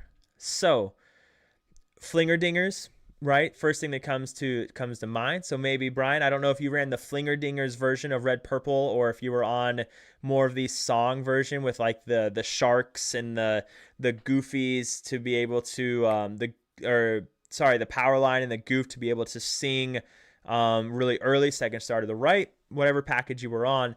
But Magicka Dispel, Flinger Dingers right off the bat, right? That is something. It's moving a damage counter, so it ignores resist, but it's only 1. And I just feel like there's other things you're doing on turn 5 with that deck that are more impactful, that just matters more. Now, it can do it multiple times whenever you put a card under one of your characters or locations. So if you have multiple boost characters down, but for her to be worth anything, you need boost characters down. And you're not going to be using her ability in the same turn you play her, because she costs 5 to play, and then you're not going to have that extra ink to be able to use her boost ability anyways. So yeah, exactly. I think she's just too expensive. Personally, I think she's going to be down there in D tier. I don't think she's uh, personally, I don't think she's ever going to see any play. 1 damage is just not enough to really matter. In this game. I mean, what are you going to do? Give 1 damage counter to a 6/5 gargoyle? Like, whoopee, right?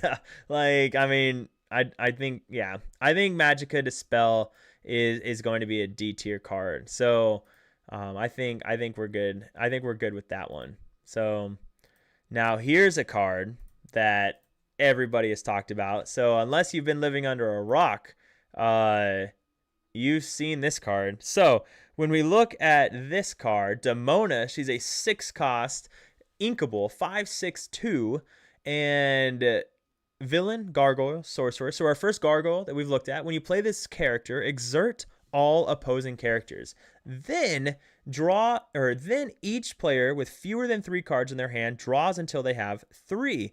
And then Stone by Day, if you have 3 or more cards in your hand, this character can't ready. So yeah, yeah, everybody's on board with this one. Demona did nothing wrong in this show. Yeah, I mean, like, Demona's just going off, right? Like, this card. So first off, let's talk about Stone by Day. I don't know if Ravensburger thought 3 cards in hand was a big deal, but like, I don't understand. Like, I by the time you're playing this, any purple deck is already under 3 cards. Like, they're already getting to the point where they're on 1 or 2 cards and then just drawing. But Demona's effect, Stone by Day, works before the draw step. So Stone by Day is ridiculous. Like, they might as well have not even included it. Like, it's just, Stone by Day is that pointless of an effect. It's just so easy to get rid of.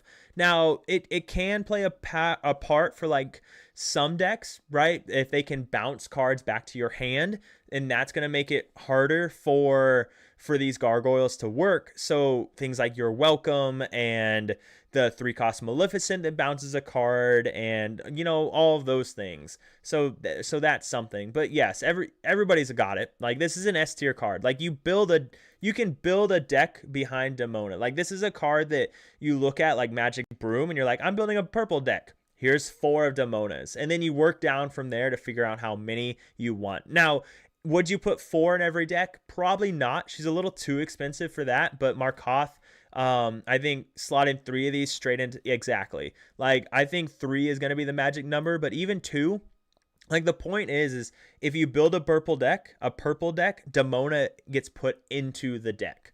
So, like, that's massive. So, just immediately dunks on opposing gargoyles. Yep, there's that. Because that's an excellent point as well. Like, each player with fewer than 3 cards in their hand draws until they have 3. So she's shutting off the gargoyles of your opponent. So that's a really big deal. Brian, honestly, the way I've been playing red purple, I don't hoard cards anymore. I'm not really top decking, but I'm in a position to. Okay, yep. Medallion weights. Okay, all right. So much power to purple that didn't need anything more. Stone by Day should have been 2. I agree. Stone by Day should have been 2 cards. I think that would have been much more effective. But that's when it becomes a question too, is it too effective, right? Because you don't want to kill a card, like, especially a brand new archetype. Like, you don't want to kill it immediately. So it's 2 cards, too little. Is that too much of a big deal? I think that is a very important question to be asked as well. So I don't know. Maybe 3 cards is what it had to be, unless you were just doing something completely different. So, it's a difficult one. But looking at Demona, it's an S tier card. Without a doubt, no questions asked. Like, that is an S tier card that you will slot into your deck because you're playing a purple deck. Exactly. Now's your chance. Buy those World's Greatest Criminal Minds. They're already shooting up. They're probably 50 cents at this point. But if you wanted foil World's Greatest Criminal Minds, this is going to be a great set to play it. So, 2 or more cards would be pretty bad since having only 1 card. Exactly. So I think I think you have to put it at 3 because you don't want to kill an archetype immediately when it's such a big selling point for a set. I mean, that's not to say like Whispers is going to sell well regardless of that. So there's that as well. So but I think it would hurt it selling well. So moving on though, we have Hades, which was one of the very early reveals for Amethyst. So with Hades, looking for a deal, 5-cost Inkable, 3/4/1.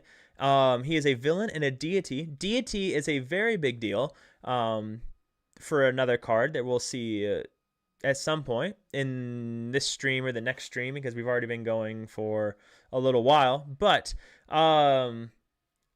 what'd you say? What do you say? When you play this character, you may choose an opposing character. If you do, draw 2 cards, unless that character's player puts that card on the bottom of their deck.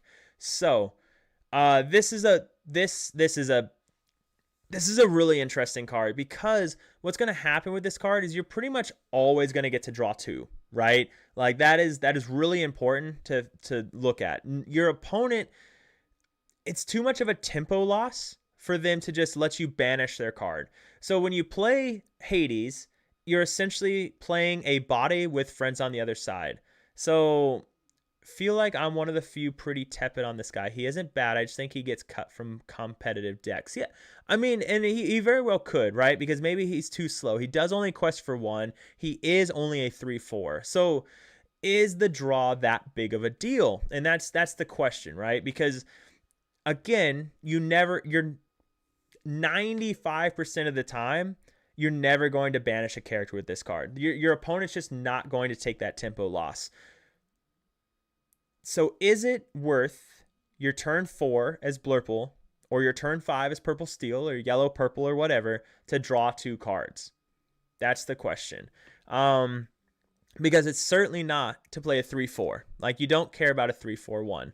Draw 2 on 4 from Blurple. He's definitely not broken, but I feel like he's still good. Not a 4, but maybe a 2 or 3. Yeah, I agree. I agree with that. I think, excuse me, I apologize. I think B tier is very safe position for Hades. I think that very early on, we're going to see people slotting him in to see how they like him, and we'll see if he sticks around. But I think a very solid B tier card.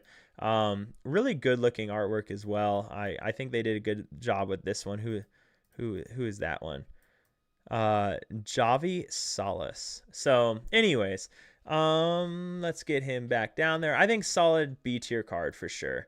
I'm on board with that rating. Any lower, I just don't think you can put anything lower when it says draw 2. Like, historically, anything that says draw is pretty darn good. So yeah, if he quested for 2, it'd be a different conversation. Like, I think you could argue low A tier at that point, because you're drawing 2 and getting to draw, like, and questing for 2, which is a pretty big deal. Probably the most playable iconic. Yeah. So for this set, yeah, I could see that. So a lot of the issue, possibly replaces Finders. That could be an idea. Like, actually, it's not a bad idea. So I think the thing though is Finders guarantees you get the draw, and because you always do potentially put yourself in a position where maybe your opponent doesn't want you to draw 2 cards. Like, they'd rather you remove that character, So there is that. So, but yeah, that is an interesting point, replacing Finders. But I do agree is that as well. There's a lot of 5-cost cards right now for Purple, and so they're going to have a lot of theory crafting to figure out what are the right 5-cost cards for their decks. So next up, though, we have Olaf, which the artwork on this Olaf is pretty wild. Like, but I guess it makes sense because it is called Helping Hand, but it looks so villainous when we look at the artwork. Like it just looks so villainous. But he's a 1-cost 2/1/1, and whenever this character leaves play, you may return chosen character of yours to your hand. So this is a big deal. Like this is interesting. Whenever this character leaves play, you may return chosen character of yours to your hand. So yeah, this one's interesting. Imagine imagine the things you could do with this in Infinity, right? Because you play this and you play a goat or a rabbit, and then you use your fox or your snake to bounce Olaf, which then also lets you bounce the goat. So then you get Olaf and the goat back, or Olaf and the rabbit back, and then you can replay the Olaf and the rabbit. And there's just a lot of wild things you could do with this card, which is pretty cool. In constructed, I don't know what we want to bounce, right? Like that's how would that work, right? Um Now, for Paul's question, how does Olaf work with Under the Sea or B Prep? I think it would work the same way like Vinny does, right? And so correct me if I'm wrong, but Vinny, if they play B Prep, you banish all your other characters first before the Vinny, so you get that lore. So with B Prep, I think it banishes the Olaf and you get to bounce a character.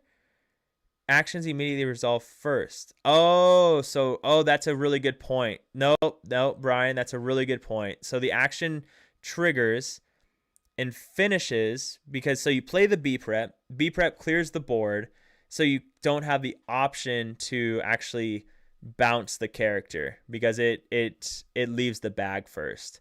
And I think that is correct actually. So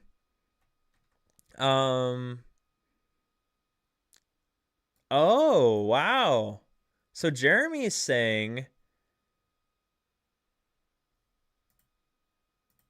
well, yeah, so Jeremy's saying that this may be the best card of Are you saying this may be the best card of the set, Jeremy? The Olaf?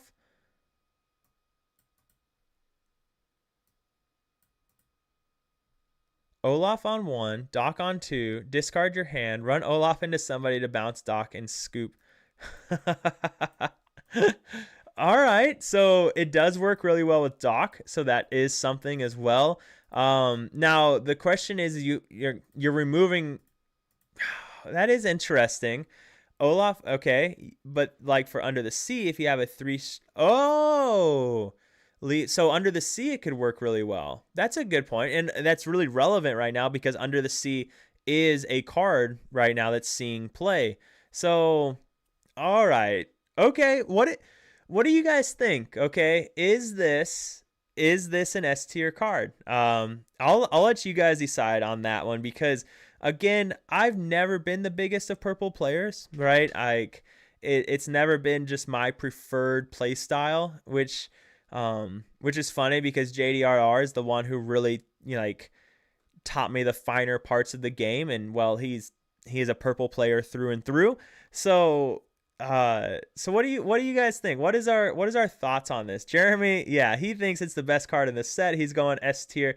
I could see why it would be S tier. Like I could see this being a card that you would want to throw in every one of your purple decks along with something like Iago, because if we go to purple and we go to 1 cost and we go to set and we go in here and make this done. I mean, these are our 1 drops, right? So as of right now, he is maybe B tier and constructed, but he will be a play that has a long-term implications on the game. Okay. It really depends on the format, to be honest. I think if aggro has a lot less presence in the meta, he gets a lot more play since the 1 drop isn't as important. Okay. Can protect anything if exerted. So here's the thing, right? Look at Olaf. He's pretty much, an auto including purple steel. So could he be something that replaces the Diablo? I think I said Olaf, but I mean Diablo. So could he be something that replaces, because I guess it's not doing the same thing, right? But yeah, so I guess it's not really doing the same thing. I don't know. It is really interesting. So can protect things if exerted, drop them multiple. All right. We'll meet in the middle. We got Jeremy who's saying broken. We got Jason saying A tier. High B tier, high A tier. I don't know. Jason, you said high B and then you said A in your next one. So, it's the same reason Purple Steel doesn't run Elephant. Okay. All right. I get that. Like tempo loss, that kind of thing. All right. We'll give it. Well, I'll give it an A tier. We'll meet in the middle with everything that with what we're seeing in the chat. It slows the early board. It can be good later, but for a one drop, you will never want to bounce your early board. Yes, I do agree with that. You're not looking to bounce your early board. I do like that it says may return chosen character viewers to your hand. So may is a really big deal, but we'll go with A tier. All right, we'll meet in the middle with how we're feeling it. So, it depends a lot on your opponents dealing with the rest of your board first. They will likely just leave Olaf around and deal with it. So I mean that is just it, right? If they deal with the rest of your board, like you can just challenge in with Olaf. If Olaf was a 1-2, but Olaf being a 2-1 does mean he gets to trade very easily with things. So I think that is a big deal as well, because you're going to be able to play him and get him off the board very easily. So you could even cannon him yourself. So that's something as well. So, all right. So yes, Doc and Olaf seems really good, and you can kill Olaf on your turn. It doesn't say opponent's turn. Exactly, Pocknock. So I think A tier fits really well. Olaf dump truck meta. Oh God, not the dump truck again. Not the dump truck again. I was deployed when dump truck was meta, so I never got to experience that. But the dump truck meta. Anyways, we've got Ursula, Whispers of Vanessa. So I know this is quite the card. It is a 5-cost inkable 4/5/2 with boost 1, villain, sorcerer, and whisper.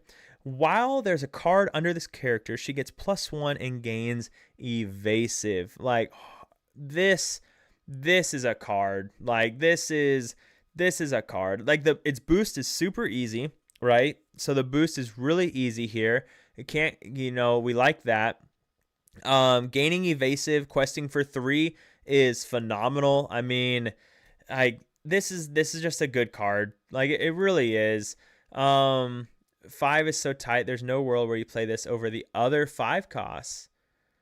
All right. Oh, you're going to bed, Rick. All right, man. I appreciate you being around. So, thanks for stopping by. And also, again, thanks for the Prime sub, right?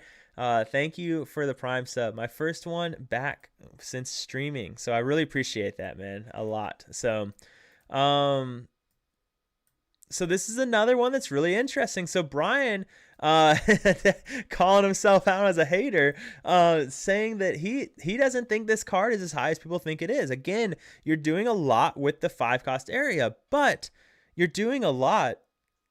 But is this a card that you include in that a lot that's going on? Because it's questing for 3. Like the fact of the matter is this card is never questing for 2, right? Like this card is almost always going to quest for 3. And so that is a big deal. And it quests for 3 with evasive. And so if we look at the evasive things going on, what happened here? Cost 1. Okay, if we look at the evasive things going on, I mean, what's actually able to I think we can do attack, right? Is there a way to do strength? 5, 6, 7, 8, 9. So these are the things that are just straight up by themselves banishing it. And of course we have the new song, or the new action banishes an evasive character. But I mean, these are the things that are actually able to banish it right off the bat. Maui gets answers it immediately. Strength of Raging Fire is something, right? Like that does banish her very easily. So but I mean, looking at these cards that can banish her, like they're not coming down very quickly. TikTok still a menace, right? An absolute menace that will probably still, like, we could see possibly play there. But I mean, during this I'm thinking of the wrong TikTok. This character only gains evasive with a pirate character. I'm thinking of the purple TikTok that only has 4 strength. But just use medallion weights. Yeah, there you go. Just use medallion weights. I mean, but I don't know. I think at least not putting Ursula in A tier is a discredit. I mean, a 3 questing for 3 evasive, and it's so easy for her to quest a 3. And maybe you don't want her to be evasive for whatever reason. Maybe you are against Amber and you're really afraid of that card that banishes evasive characters. So you just don't want her to be evasive. So you don't turn her into evasive and you only quest for 2. But other than that, like her ability is just so easy. It's so easy for you to turn 6, boost her, and then be done with it. And there we go. Like that's all she wrote. So I think she's definitely an A tier. So yeah, I'm going with A tier for sure. And I'm pretty happy with that. So bang. Okay. Moving on. We got 3 more purple, and we might call it a night. We'll see. We'll see how we're feeling. Can't hold it back anymore. All right. Can't hold it back anymore. Okay.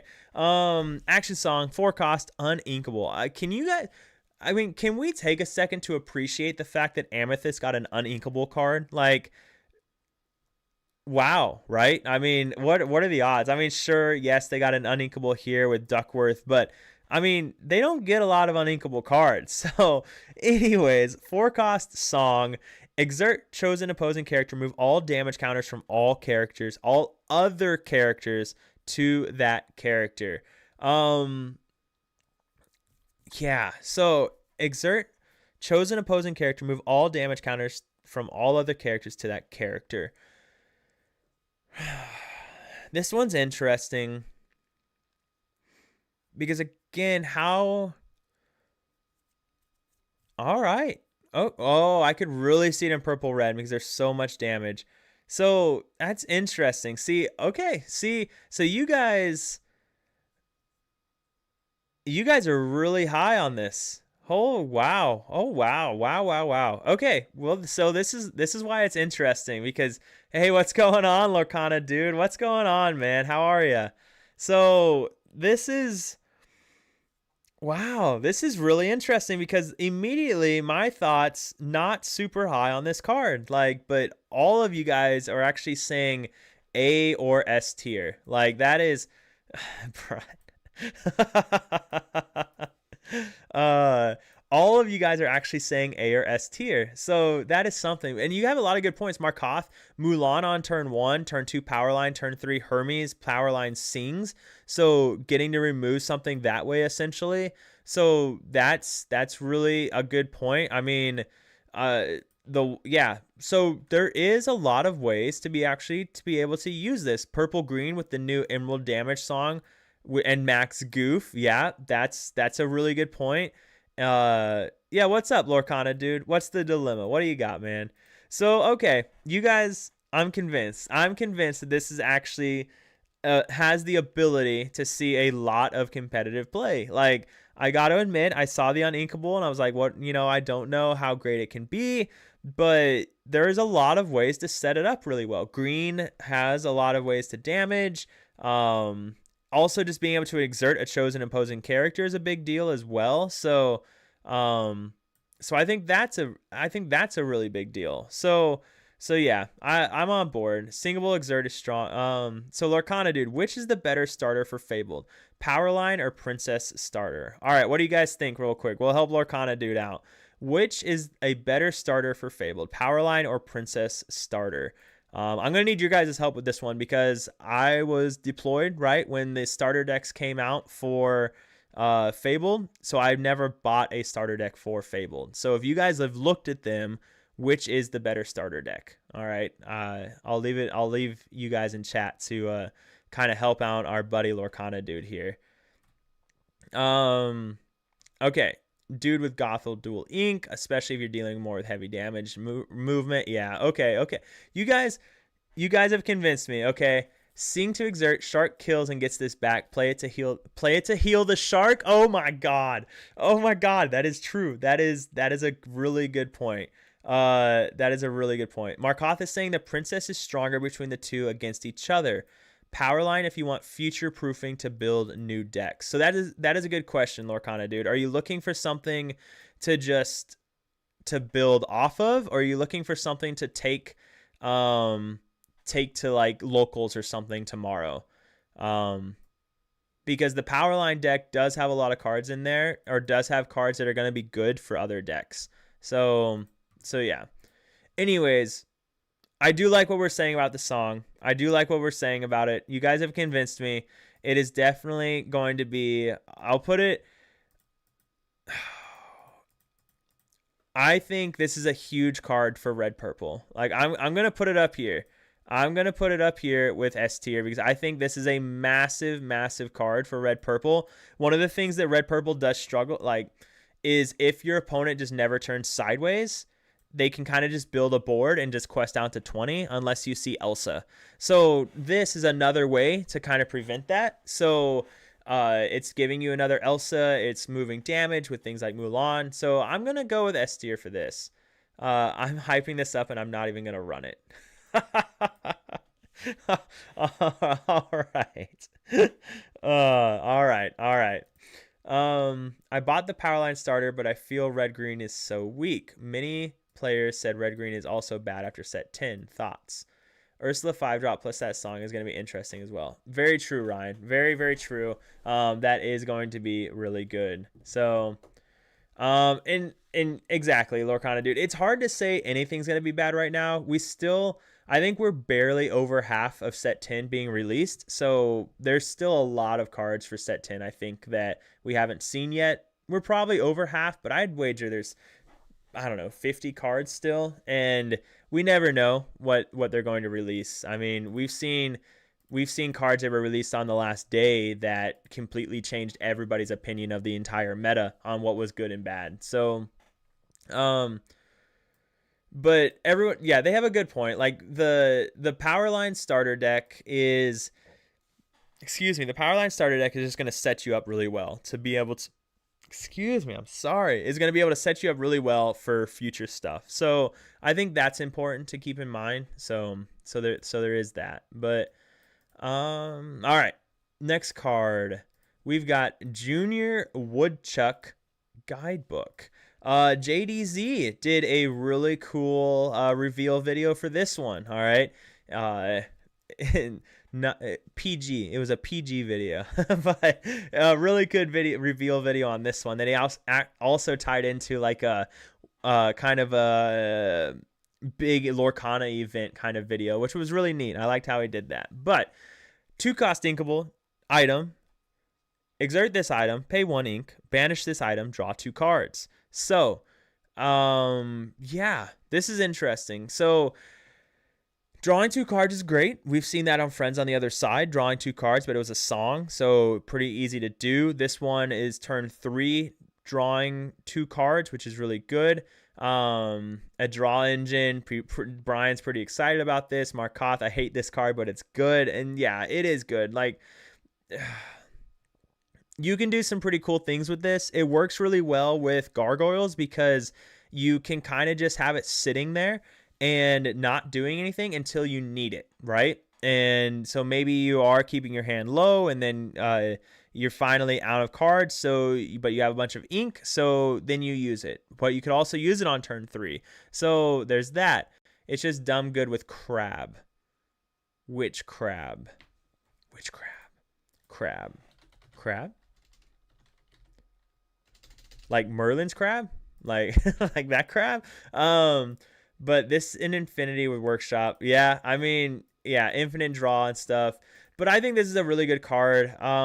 Is it A tier? Like, do you throw this in all purple decks is the question. Oh, Tamatoa. Oh God, Tamatoa. Oh God, Tamatoa. That is a card. Yeah.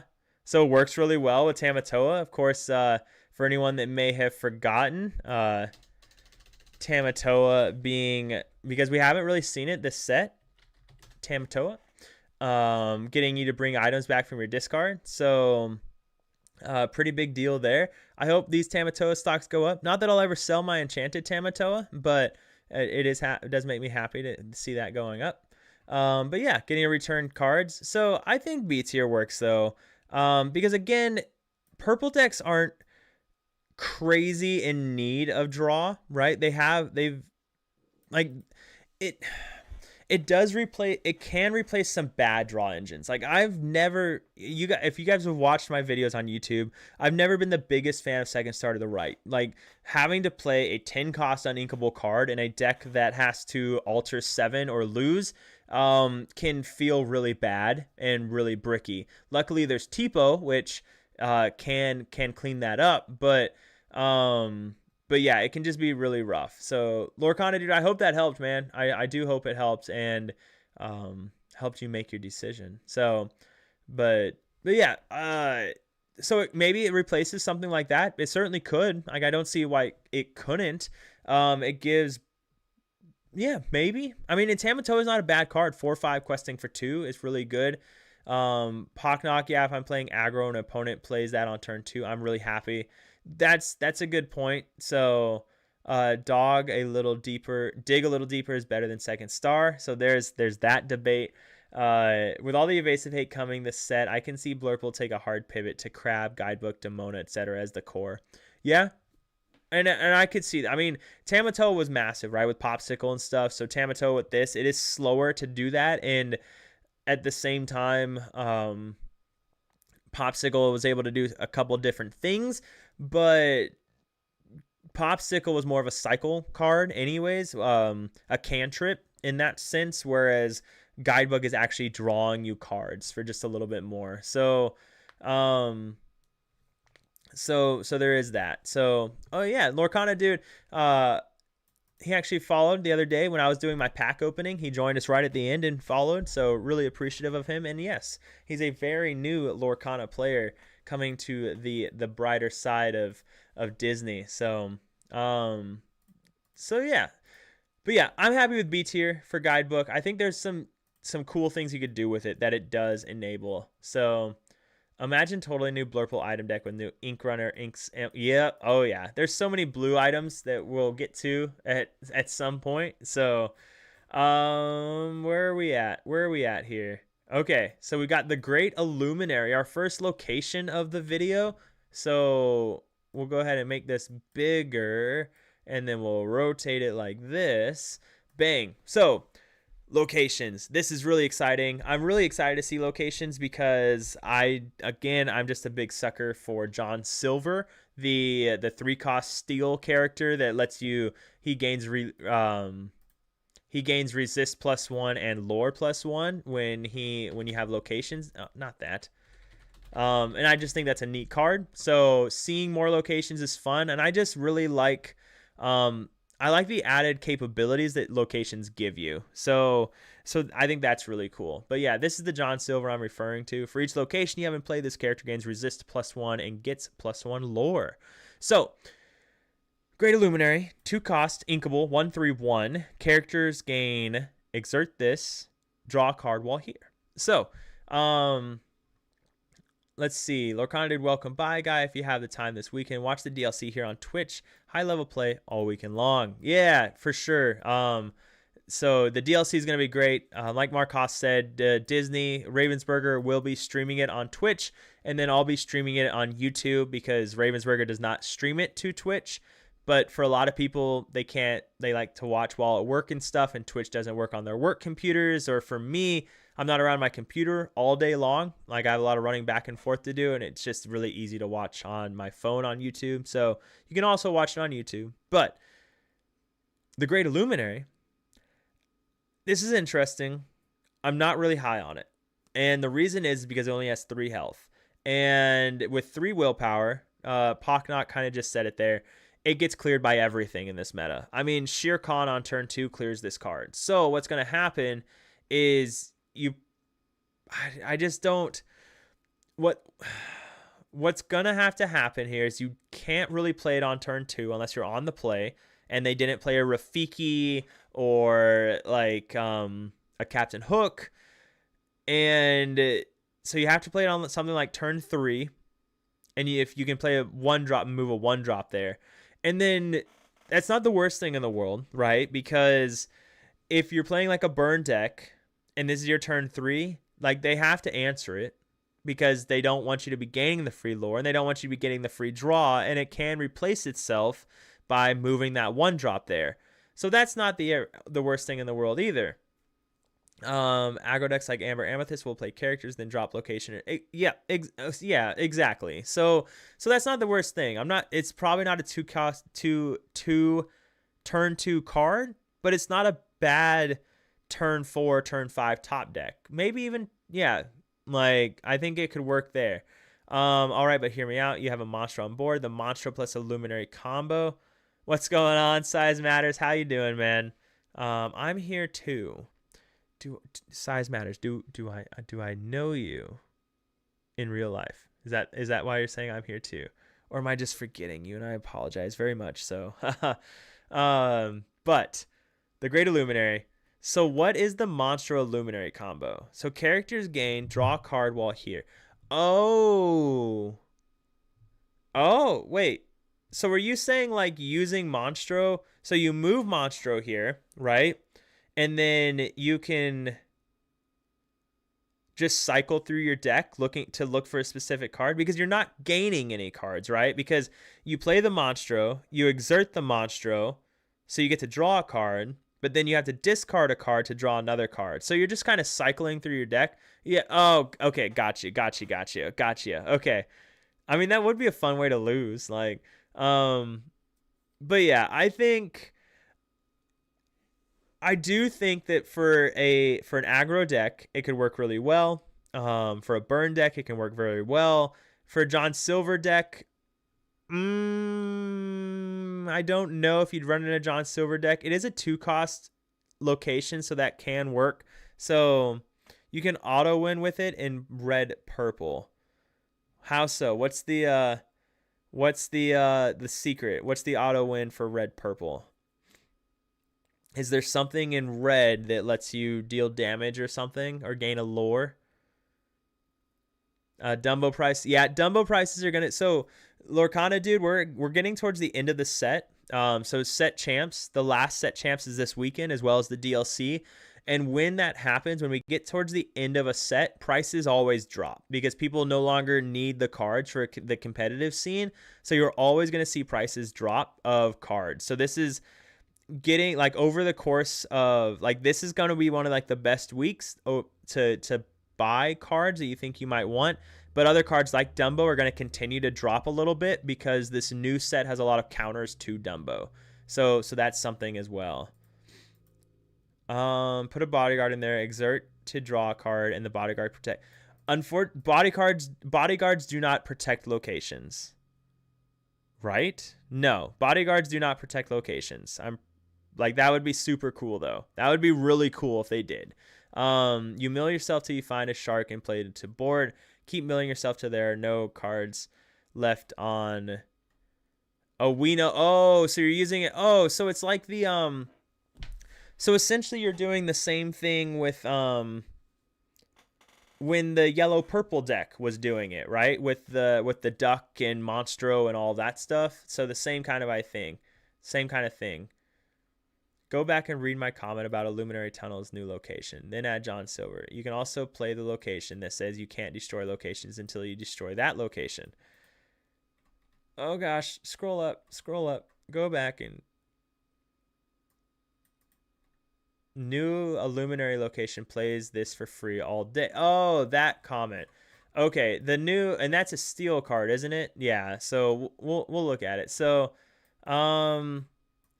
okay, but yes, I think this can be a B tier card.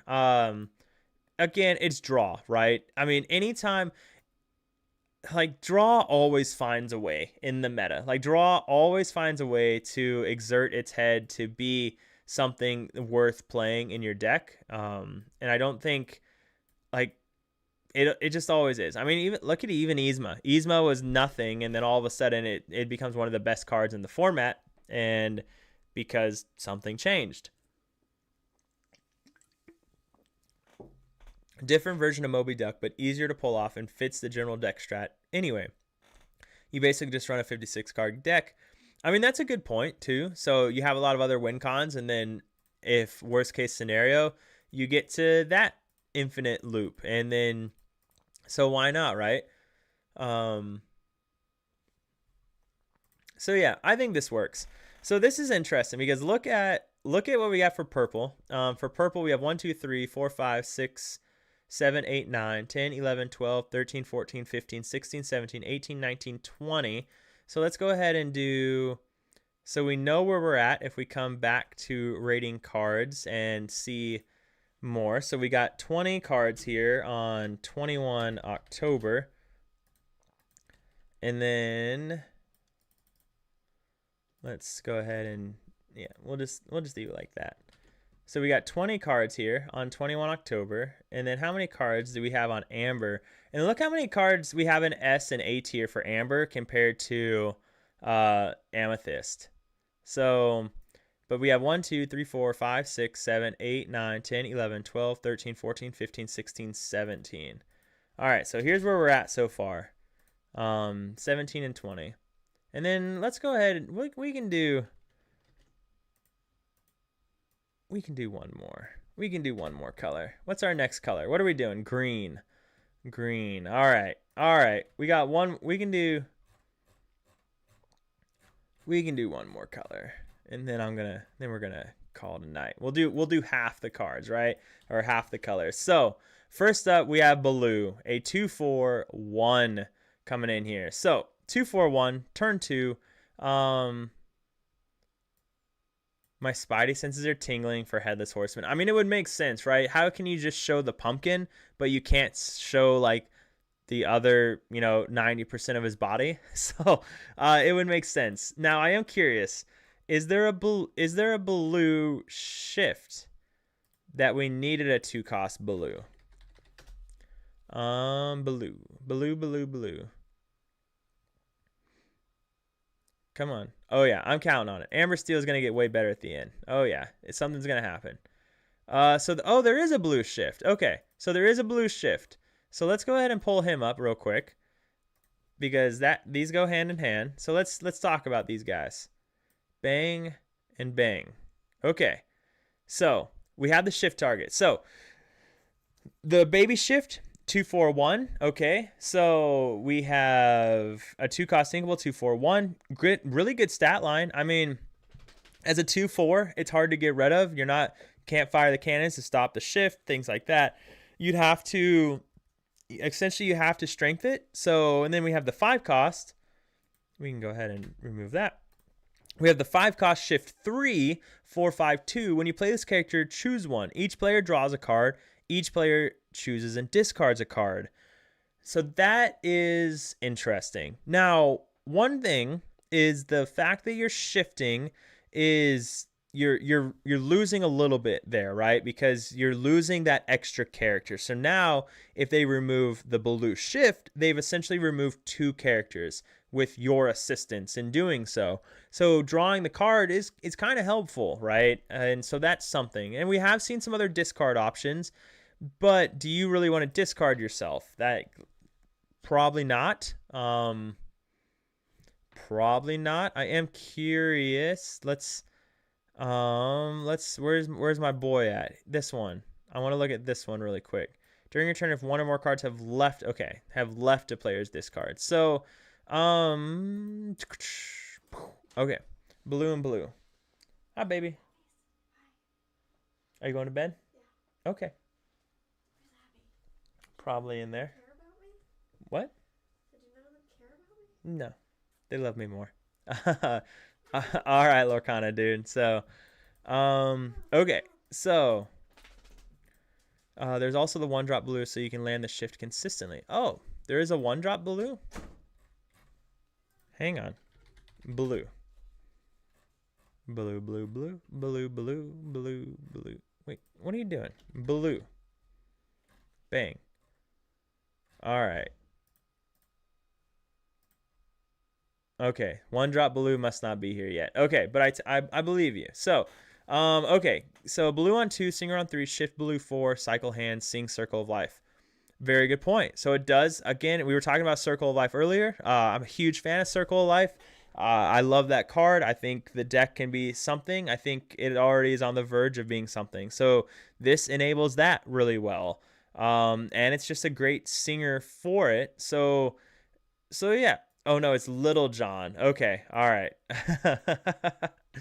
Lemon Lime discard is going to be a thing, certain. I just did a rough draft with 95 cards of discard. Drop strength for Under the Sea. Too much potential to not happen. Okay. The rat is hell bear.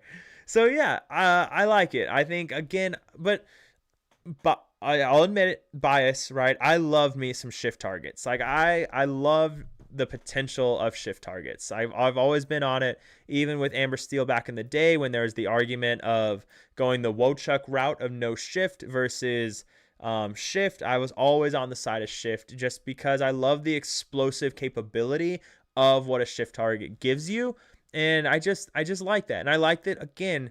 I like lines. I like the more lines you have and the more decisions you can make, that the more that decision tree branches out. I am personally a big fan of that. So I'm really on I'm high on Baloo. I like that he's a shift target. I like that he enables Circle of Life. I'm going A tier. Like that's and maybe it's just my own bias, but that's fine. That's perfectly fine. I'm going A tier with our Baloo shift, and I'm happy with that. Um, New reveal Baloo one drop. Can't remember. I guess it doesn't even have to be a singer on 3. Any solid 3 costs. Yeah, exactly. So yeah, I think there's a lot of good stuff going on here. I am curious what if we look at the 1 cost cards, what their 1 costs are going to look like if you run a Circle of Life. Getting a little off subject here, right? But now we're kind of getting to that theory crafting neighborhood. But what does your 1 cost look like? Aurora, Aurora is never a bad one, right? Bobby filtering your deck, getting you ready for Circle of Life is a great option. Not really Fred. Nala is Clarabelle is a good 1 drop for shift Clarabelle. You could run the other bear just for funsies, right? Bear themed deck. Here we go. So there's a couple options for your 1 drops, but yeah, probably Bobby. So that would probably be the route. I've messed about, and it's also yeah. Circle of Life decks are super fun. The Saddest Boy in the Mad Hatter's discard, he's super high on it. And it is a fun deck. Like it is really fun to do that. It reminds me of like just being able to ramp for high cost cards, just doing it. Little John for the right to bear arms. Get out of here. I respect it. That was good. All right, so we're going A tier with Baloo, and it seems like everybody's on board with that. So I'm on board with that. All right, next up we've got Big Nose, a very vanilla card that right now I just like. He's just as vanilla as it gets, right? He is a 1/3/1, a 1 cost inkable. I can't even imagine a world where you shift Big Nose. Like I can't imagine a shift target for Big Nose. So I just don't think this card is ever going to see any play. Imagine a Floodborn for this character though. Like, I mean, what would that even what would that even look like? I don't know. But I think Big Nose is just going to be a D tier card. Like we just don't play 1/3 vanillas. I mean, when we look at one, I mean, look at our girl here. Like, who's ever seen her see play? Uh, I don't think anyone ever. Dale saw very little play, like a little bit, but seen very little play. So I just don't think you play a 1/3. So yeah, I think D tier. We got the boo. Oh goodness, Jeremy, my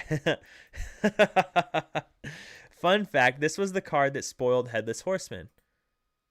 Which Big Nose? Was Big Nose the card that spoiled? Oh wait, right here.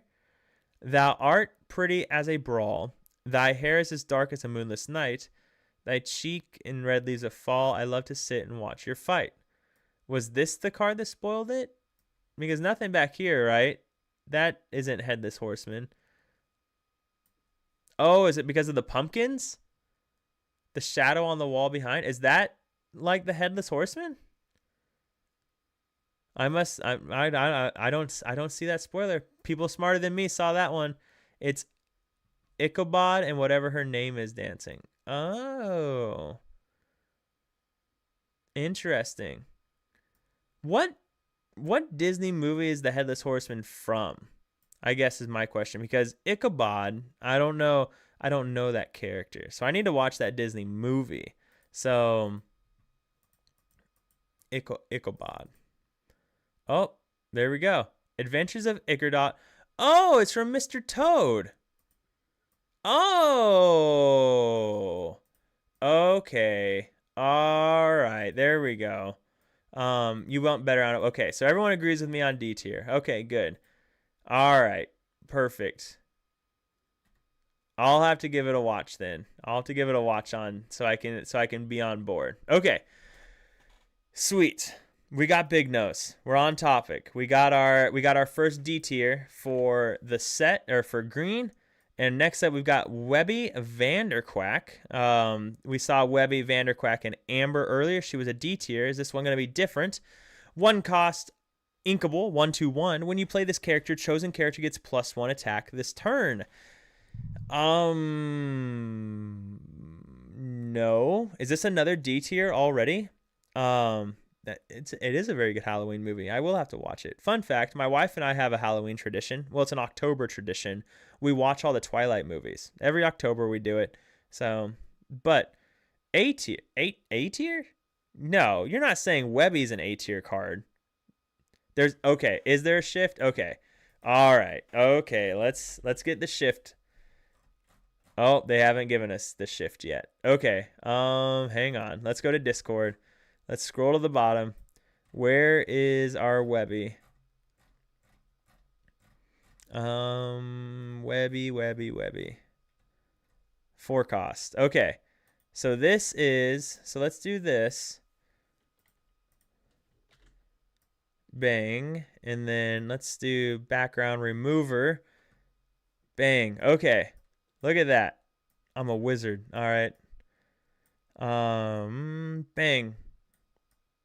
Okay, so we got Webby Vanderquack, the baby Webby, and the big Webby. And the big Webby is wild. Holy crap. Magic, yeah. Well, anyways, a 2/4/2, shift 2, ward. Whenever this character quests and an opponent has more cards in their inkwell than you, you may put the top card of your deck into your inkwell face down and exerted. Okay. So the fact, first, yeah, Pocknock, exactly. It has ward. Like, right off the bat, anything with ward is already going to be just ridiculous, right? Like, why does green always get all these crazy ward characters? But so that right off the bat, it's a warded character to the quest for 2. That is pretty great. It's a warded character that can sing songs, right? Anytime you want. So it can also help you to set up Circle of Life turns, your welcome, anything else to help control the board under the sea. So there's that. And then also just the added ability of helping you ink. It has that hey effect. So that's crazy, right? Because you do this against any blue deck, and we all know blue is going to be a massive contender in the next set. So you're always going to be able to get the effect off at some point. So one of the disadvantages of Hey is that you can't play Hey until turn 4 normally, if you're because they need to get to 4 ink before you do. But Webby prevents that, because you can do it on 2 and then shift it quest with it before you ink on your turn 3. So, or even possibly turn 2 if you're on the draw against a blue deck. And we know blue is going to be massive next set. So Webby's just crazy. Webby's a crazy card. That is massive. You're always going to be able to get extra ink from her. You're always going to have the ability to sing now. Like, that's crazy. Looking at the chat, catch up on the draw immediately. Exactly. Yeah, this is how Emerald wins on the draw. Combo her with Hunk Bodyguards, and she can just quest every turn, allowing you to ramp without inking and preserving hand. It can translate into card draw, essentially. Exactly. I mean, and that's one thing, like, I try and stress all the time, like, is that when your opponent plays something like Into the Unknown or Hades against you, like, they're essentially drawing you a card, and you can't argue with that. So yeah, you play this behind a warded character. Maybe, again, if you throw this in green yellow with Circle of Life, earlier we saw the Raja here, 3/4 bodyguard, the Baloo, a 3/6 bodyguard, that are good. And then of course you still have Jim Deere and all those other cards. So yeah, I'm a huge, where am I? There we are. Huge fan. I'm going A tier. Again, it's an easy shift target. It's questing for 2, an easy shift. It's helping you come back. You don't have to run blue now if you don't want to, if you want to see ramp. So yeah, this is, Webby is definitely a tier card for me. I'm big on our girl Webby. So great. That's 2 really good shift targets. Honestly, is Webby an S tier? Like, what do you guys, is she that good that she's an S tier card? I mean, because yes, she is good. Like, there's no doubting the fact that she's always going to get to ink. So yeah. And so yeah, maybe she really is an S tier because of what she does enable. Like that is a big deal. Looking at the Brainiac deck, right? Like green purple, like looking at a kind of a deck archetype that's already around, that can be really beneficial as well. So maybe she, you know what? Yeah, I agree. I am going to go S tier for Webby. I think again, her ability is always going to pop off. Like that's just it. Like her ability will always happen. So, will she be okay as a 4-drop? I mean, even as a 4-drop, right? Like, because what else am I playing on a 4? If we look at decks right now, the big green deck is going to be green steel or green purple. And in green purple, we're running Donald Duck. 4-drop, both players draw a card. Well, now you run Webby as your 4-drop. She's a ward character that quests for 2 and essentially is drawing you a card because she's giving you ink. Like, and that's, so that, yeah, I think she is good as a 4-drop on her own. Eduardo, thanks for joining us. Also agrees she's good as a 4-drop. So, I mean, you can't argue with a 4-drop ward character. Like, I think her being ward is just massive. Like, because you're always going to guarantee that you get that ink from her, or she's a singer, like, which is great. And we all know how powerful your welcome's going to be next set, and things like that. So I'm hot. I think S tier works really well. So, and then worst case scenario, you just have a 1-drop that can give you +1 strength. Yep, that too. The fact that you can stop inking as long as she's up is big. Odds just skyrocket about not missing ramp. Yep. So, all right.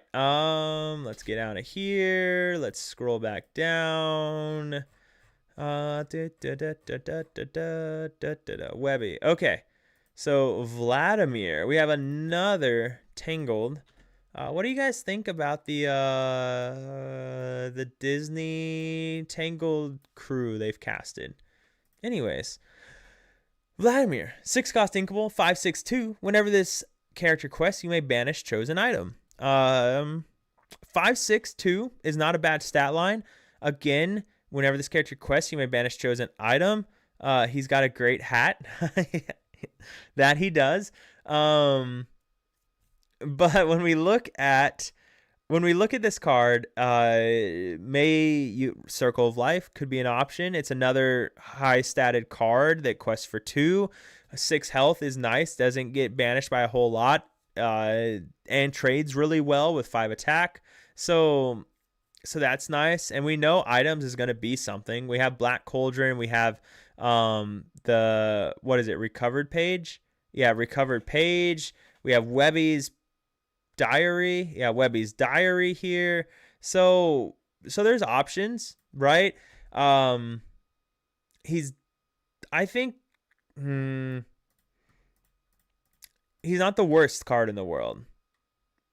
That's for sure. But what would he see play in is the issue. Blue-green ramped him to take down item blue next set. that is an option. Pocknock, B or C. I feel like I want more out of my 6 drops. His ability comes into play way too slow, and you need to quest as well, and that's an issue as well. So I do think he sits at C, you know, especially when we look at some of these other cards that we're put into B. The fact that even if you Circle of Life him, right, the soonest you're getting to him is going to be turn 4. Yeah, turn 4 would be the soonest that you could get to actually playing him. Turn 4, your opponent's already able to play, like a Blurple player is already able to play the 6/7. So I think C tier is where the Horn King might sit. I think that's an appropriate place for him.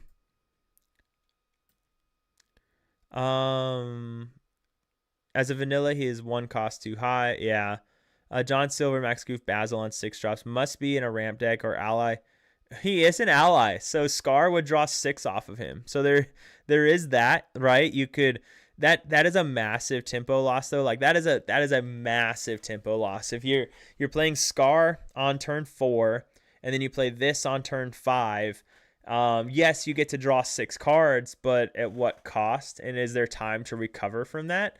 Might be the question. Scar works really well with things like Tipo and Alice and all of them because you don't care about losing your Tipo because he's already done his job. So he ain't no Mayor Jaime. Well, yeah.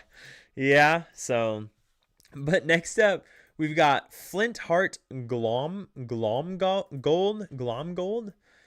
He is a 4-cost inkable 1/4/3. So nice. All right, we like questing for 3. And while you have a character or location in play, while with a character under them, this character gains ward. Okay. We love ward. No. Correction. Nobody likes ward except for green players. But so he could get ward. Again, though, this is a keyword ward. And the other issue is with him, his stat line kind of sucks, right? The only way he survives is if you have bodyguards down, because everything in the world can challenge into him and trades for free. 4 is not a difficult thing anymore. Steel has the new 4/3 resist 1. So Jeremy Steele can maintain with Hook and Calhoun and Cannon and strength to get there. Yeah, I mean, yeah, exactly. And I think I think you might be referring to the Scar stuff, but and that's very true, right? Because you can banish and draw 6 and you get all of those great challengers and things. So very true. So, but for Flintheart, like, ward is a big deal, but a lot of the times what we want from our warded characters is they're doing something with that ward. This character, he gets ward, he quests for 3 one time, and then he gets banished, and you lose tempo for doing it. So I think there's just other cards that you can play in that slot that are going to be questing. I mean, heck, I'd rather even play something. I'd rather even play, is it Flint? Maybe? Is it Flint? Let's see. Green, 4-cost, uninkable card, questing for 3. They have to discard a card or you gain 2 lore. Nope, it's not Flint. Oh, gosh. What's the name of it? What is the name of it? 4-cost, uninkable. Come on. Flynn. Yeah, I'd rather just play Flynn, right? So I think, like, but anyways, yeah, we got some C tiers. I will say one thing that has been overlooked about him is his ability to triggers on shift characters too. Wow. Huh. Because that's not the only card we've looked at today that said something about cards underneath them. So I'm curious. I'm curious now. We're gonna make Horn King smaller again because that's gonna bother me.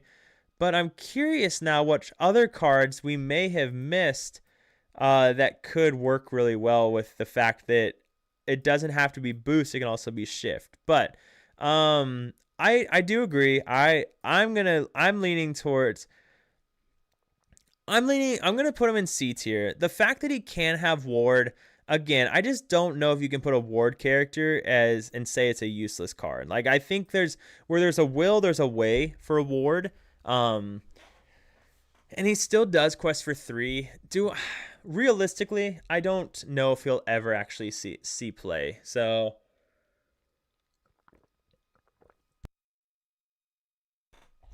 but he does have ward. He does quest for 3. And I think D tier, if anything, extremely low C tier.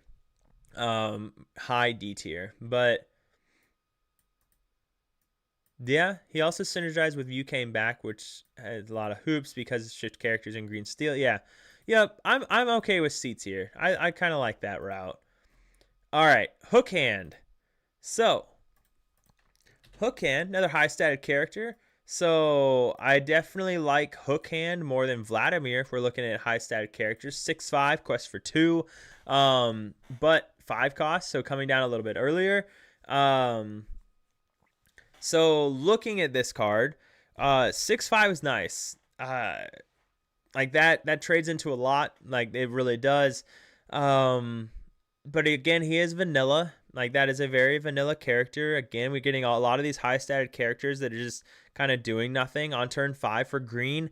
Like you get to turn 5 a little bit easier when you run something like the duck up here, right? That's giving you free ink. But again, it's a vanilla character. It's just a high stated vanilla character. And I still don't think the meta is ever going to be, well, I don't think the meta is going to be slow enough to where you want to be playing cards that aren't doing anything when you play them unless they have potential to do something really effective the next turn. And Hook Hand just doesn't, right? He's just a big, who called it a meatball earlier when we were talking about the Horned King? So I think it wasn't Horned King. It was, what was that? The Cauldron Born. So yeah, I agree. I think C tier is the way to go, but he is an ally, so he does green steel with Scar. Gonna have a lot of things to do next. Next set. Scar is gonna have a lot more potential and more than just blue steel now. So that is something, because now Scar is drawing 7. Drawing 7 cards is pretty nice.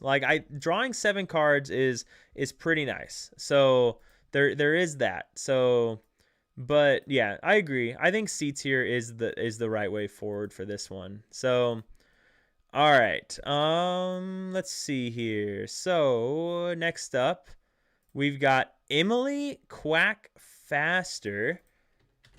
Are we going to have our B card at any point? Anyways, 2 cost inkable, 2/2/1. When you play this character, you may put the top card of your deck face down under one of your characters or locations with boost.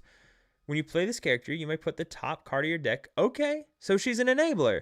So she's not a 2 cost card by any stretch of the imagination, or a turn 2 card, but she can. Second star wins games. Very true. Very true. But she's good later on. Again, green yellow, we've talked a lot about green yellow, this being a thing already. She enables something like Simba. So, but at the same time, so we have Emily, right? Quack Faster. And she lets you, when you play this character, you may put the top card of your deck face down under one of your characters or locations with boost. That's really cool. But at the same time, why do I want to run something like this if I can just boost it for cheaper or the same cost? Maybe because it gets me another body down, that's something, but is there other cards in the deck that can be better? Now, I am curious, if we pull up Simba, for example, I want to read his boost. Once during your turn, you may pay 3. So that's really interesting because, it's once during your turn, you may pay 3. So if I use Simba's ability, so I play Simba on turn 6 with Lantern or whatever, use his ability to boost 3, can I then also Webby to use his boost ability again, because it sounds like boost can happen multiple turns or multiple times per turn. It can just only happen. 1 second. I just got something weird. I'm not sure what that is. Anyways, yeah, okay, so it sounds like I can. So maybe that's actually really interesting. And then I do remember something about a Flynn Rider, turn 1 Flynn Rider, I think. Yeah, turn 1 Flynn Rider, Marcos says she is an ally. So Jeremy, if I don't see you running a deck with Scar next set, I'm gonna have some words. But she enables boost Megara for discard. Megara? Which one is it? But okay, so I like that. When you play this character, you may put the top, so you can go crazy with boost, and that's really cool. I really like that. So minimum B tier, because of how effective that can be.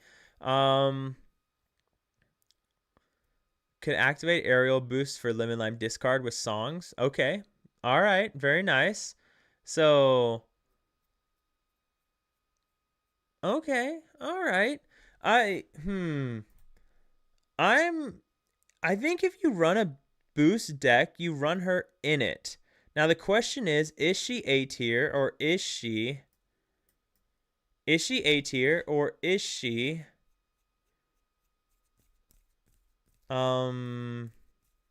B tier? Have you already gone through the new Amethyst cards? What's going on, Stab? Yeah, we looked at them earlier, the ones we've seen so far. This was kind of the screenshot of them that we've gone through so far. So, and where we've been at, 20 cards so far that are on the site that we're using, Lorebot. But yeah, I think B can work. I think if you run a boost deck, she has a very strong potential to be there, and she can do some crazy wacky things because of how powerful boost is. So I think that B tier is a good home for her. So that Ursula is definitely S tier. All right, so we ended up putting Ursula in A tier because there were some definite mixed feelings. A lot of people were really high on her, and then we had a couple people that were really low on her. But yes, I think that in the beginning of the meta, for sure, she will see play in like every purple deck, I think. But yeah, she's a menace. 4/5 quest for 3 that is relatively simple is pretty good. So she's a B. Card itself isn't that great. Her effect can be, but going to be relying on. Yeah, exactly. So she's not a card that you necessarily want to top deck, but she can make some things definitely happen. So can't wait to throw a pumpkin in. Like, yes, I agree. Like, I can't wait to use the 3-cost pumpkin on somebody. Like, that's just gonna make my whole day. Could you imagine if that was a song though? Like, could you imagine if that was a song? Just chef's kiss. So, Flynn Rider. Flynn Rider is a 1-cost inkable, 1/1, boost 2. When there's a card under this character, he gets +2 attack and +1 lore. So very easily becomes a 3/2. Okay, all right. So this is cool. Again, works really well with Emily. So right off the bat, if you go Flynn into Emily, you're getting a 3/2/1. Trades into pretty much anything early that's going to be trading into it. If you're on the play, he'll likely get at least 4 lore off if you're able to boost him. And again, it's boost, and I'm really high on boost. I've talked about it a couple of times already. I just like the ability that boost gives you, that it can kind of just save really clunky hands because you're like, oh, I don't have a turn 2, I don't have a turn 3, and then now instead of that, you just boost and you're not as worried about it. So it's almost like they're making the altars a little bit easier, I think, maybe. But yeah, a 3/2 quest for 2 on like turn 1 isn't a bad card. And worst case scenario, you don't boost him yet. Like, you don't have to boost him in quest right away. Like, that's not a requirement. So I like it. I think he's a high B tier card. Boost is gonna be nuts with bounce and Pleakley. Yeah, yeah, I agree. So high B, played on turn 3. Yeah. So yeah, boost is basically shift without needing a card. It's very true. In some ways, doesn't quite enable other things, but has kind of the same abilities that shift might give you by enabling other things. So, and again, more lines of play, and I've talked about that. I love cards that give you more lines of play, and it's just not so straightforward. And the reason I like that is that because that's where the skill gapping comes into play, and I'm a huge fan of that being a possibility. And that's one of the reasons I've had such an issue with this set is I just feel like the skill gap capability isn't quite there, because there, yeah. Anyways, huge fan of things that give you more lines, and boost is a big part of that. So, and that's kind of the moral of that story. So there's our Flynn Rider. We'll go high B tier with that one. So next up, we've got some DuckTales going on. We got some Launchpad. All right. So Launchpad, 4-cost Inkable, 4/4/1. When you play this character, you may banish chosen location. So this one is very situational, and I think this is a very B card, like a B tier card, in the sense that if locations becomes really prevalent, Launchpad becomes a really good card because it banishes a location just immediately, right? And like that is impactful. Like, imagine if this was a card when red purple was running Queen's Castle and literally every single deck. Like, that's like Queen's Castle was, like a $20 rare or something. So yeah, I think Launchpad is a B tier card for sure. So Blue X can go Kristoff on 3, boost Pleakley on 4, and in turn 4 with 7 ink. Yeah. So, but yeah, Launchpad. I think B tier. So DuckTales. Do do do do do do do do DuckTales. And an ally. And I think you said something. Jeremy, did I see you say that you don't even own any scars? I have 0 scars, but it's Tegan's favorite character. Yeah. Yeah. Well, you better get some. Like, all right. So Shift Baloo's the next one. We've already looked at that. So we got the Boost Magara. It's not either one of those. How do you Meg? See, I'm just used to calling her Meg. So we're just gonna call her Meg. Yeah, it does slap. It does slap really well. Speaking of theme songs, like, this is really off subject because this isn't Disney. I was at the gas station earlier. It was a Royal Farms, or Rofo for my northeastern people. And they were playing the theme song to Arthur, right? Like, that was mind blowing to me. I haven't heard that song since I watched Arthur when I was a kid, but. Moving on, we got Meg here. 3-cost Inkable, 3/4/1, boost 1, an ally for Jeremy, another ally. While there's a card under this character, she gets +1 lore and gains whenever this character is challenged. Each opponent chooses and discards a song or a card. Oh crap! This is wow. Meg and Curse Merfolk start of a disc. Yeah, I mean, like, this is. Oh god, gummy bears. Oh god, I can't even.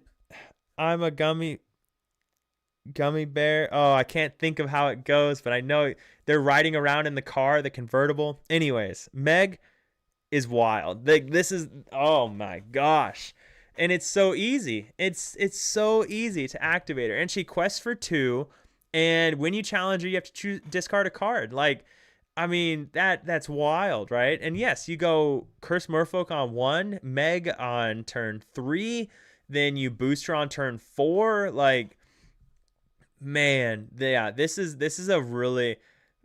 nasty. Like, this is really cool. I'm a big fan of Meg. Now the question is, so green purple move her, damn it, yeah. So where does it sit though? Like, for sure, no lower than B tier. Like, that's not even a question. Boost plus Chromacon, That's a pretty good turn 4. That's a pretty good turn 4. So, it's definitely not B tier, but is it A tier? Like, we already see Green Steel aggro being a really good deck this set. Like, it's a great counter to Blurple. It has the possibility to go under the Gargoyle decks, I would think. Because again, even if they banish your stuff, you're going to bounce back their Gargoyles, and then they have to spend an entire turn to play their Gargoyle again. So that doesn't feel super great for them. Bouncing here and there and everywhere. Gummy Bears is a Disney show. I'm thinking of the Gummy Bear YouTube video. So I didn't even know there was a Gummy Bear Disney show. So, I don't know. I think Meg enables a really good aggro line. Like, I think I'm happy to put her in A tier. Because again, yeah, going Curse Merfolk on 1, you go this on turn 3. Turn 2 can be, anything, right? Like, or even if you go Flynn on 1 and then boost Flynn on 2, it doesn't feel great. Like, in an aggro deck, you want to be playing lots of characters because you want to be going wide. So it doesn't feel super great, but it is an option. So, but yeah, I don't think that's a bad option at all. So yeah, I think is Megan. It's a high B for sure. Turn to Ursula to pull a song from. Oh, that's a good. I'm gonna go with A. It fits the curve really well, and what it really is it's the Ursula for me. Like, you bringing up the Ursula is a good point, because Ursula is gonna be a huge card next set, because of how powerful some of these songs are gonna be, and so Ursula is gonna be a really strong card. So, listen to the theme song. This show was great in the same time as Tailspin, Darkwing Duck. All right, I'll find it. I'm assuming it's on Disney Plus if it's a Disney show, and I've had Disney Plus since they released it. So, okay, but I'm going with Meg with A tier just because of what it can do with Curse Merfolk, what it can do for Green Steel, an aggro line, and I think it can do a lot. So I'm okay with A tier for that one. Goldie O'Gilt. Goldie O'Gilt. 341. Lots of text. I never played Yu-Gi-Oh! Correction. I played Yu-Gi-Oh! When I was like 8 when it first came out. And like Mirror Force was like the best card ever. Like, and then my brother and our dad would drop us off at Books A Million. And this is when Target still had Pizza Huts and all of them. And Books A Million was connected with Target. So he'd give us money for Pizza Hut when we could get the personal pizzas.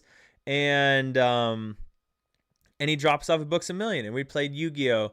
With other people. And this was back when, I was naive and I was like, I want that card, you want this card, so let's just trade them 1 for 1. And I'm sure people took advantage of that. But anyways, that's the last time I ever played Yu-Gi-Oh! Like 20 plus years ago. Goldie O'Gilt. When you play this character, chosen opponent reveals their hand and discards a location card of your choice. Whenever this character quests, you may put a location card from chosen player's discard on the bottom of their deck to gain 1 lore. Okay. So, looking at Goldie, again, I think this sits right there with our boy Launchpad. I think that she's kind of cool since she can target yourself to put your own locations back in the deck for lore. I mean, and that's true, right? Like, so she can get you that kind of emergency lore, get you that reach that you might need. So that's a thing as well.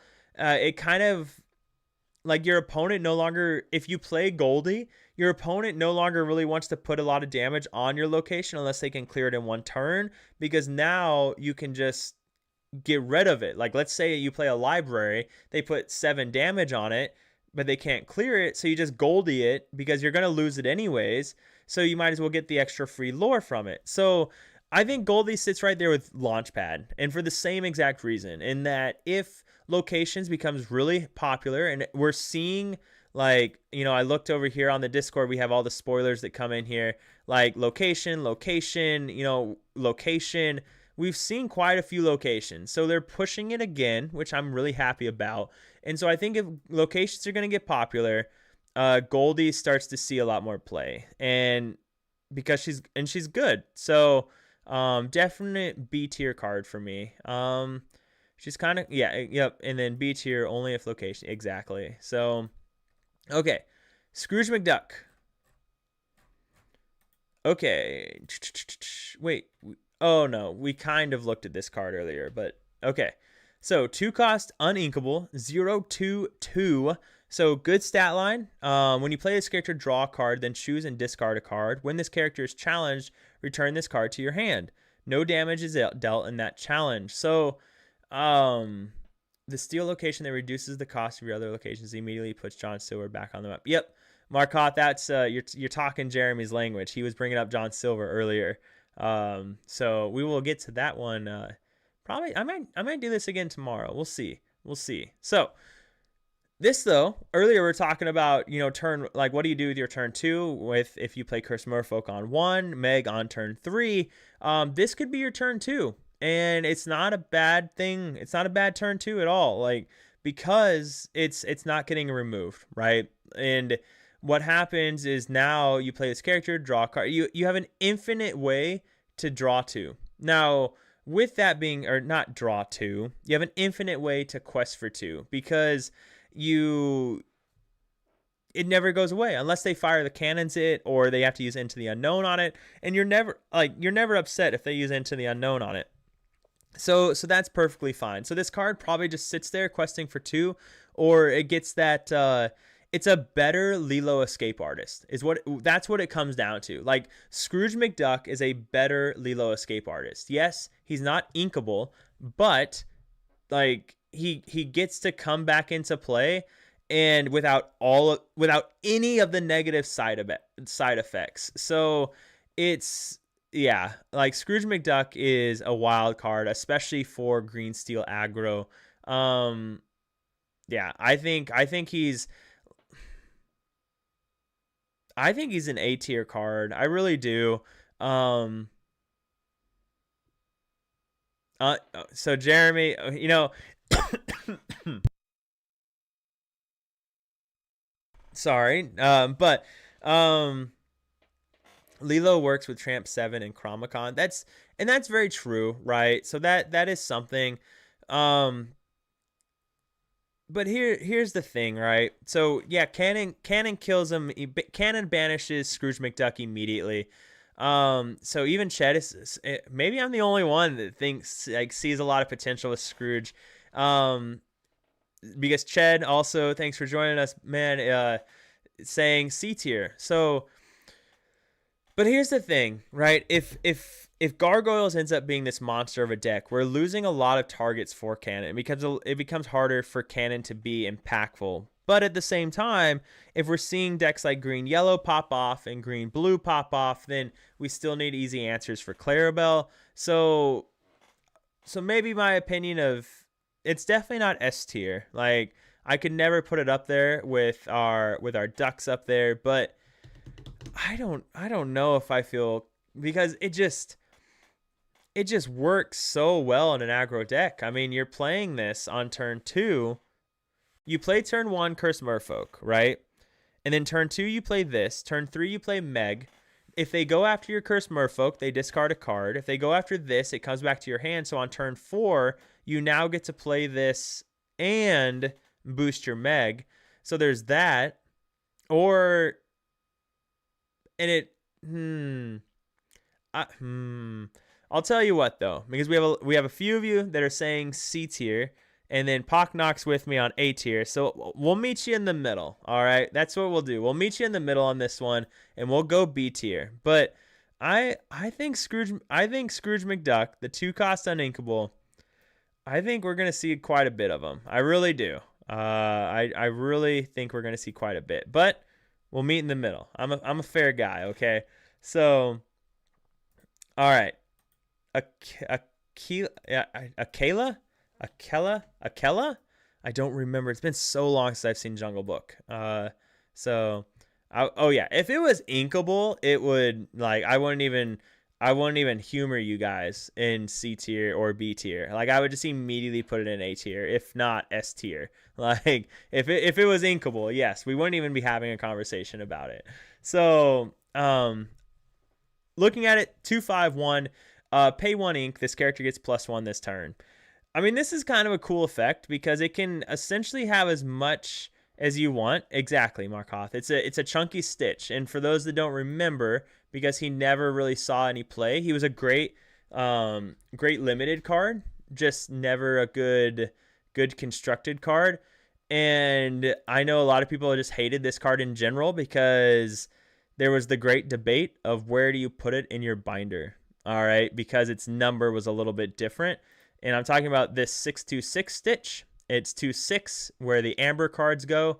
This 2/6 where the amber cards go, but it's a green card, and it just messed people up. But this character gets +1 when you pay an ink. So yeah, we have a stronger version of Stitch here, and again, this card is a monster in limited, an absolute monster. Like if you're playing limited, this is a card that you want in your deck, without a doubt. Now that being said, Stitch never saw play, but he was only a 1/3. So will this card see play? I don't think so. I mean, yes, he can get really big and he can do stuff, but is that the best use of your ink when you could be doing other things is the question. Like what kind of green deck is going to care about running this is the question. Because if you're running green steel, you just run Calhoun and you run the new 3-drop that's the 4/3 resist 1.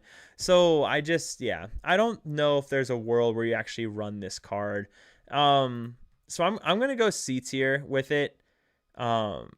And I think that's appropriate. I just don't know why you'd run it, you know.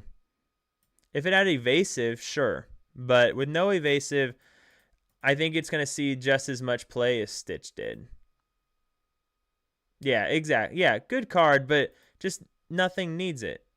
Now this Goofy, so here's an interesting thing, is this Goofy is called an Emerald Champion.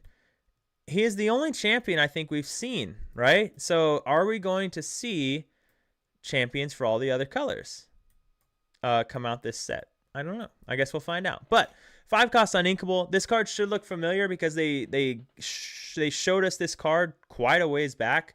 And he's a 3/5/2. Whenever one of your other Emerald characters is challenged and banished, banish the challenging character. Your other Emerald characters gain ward.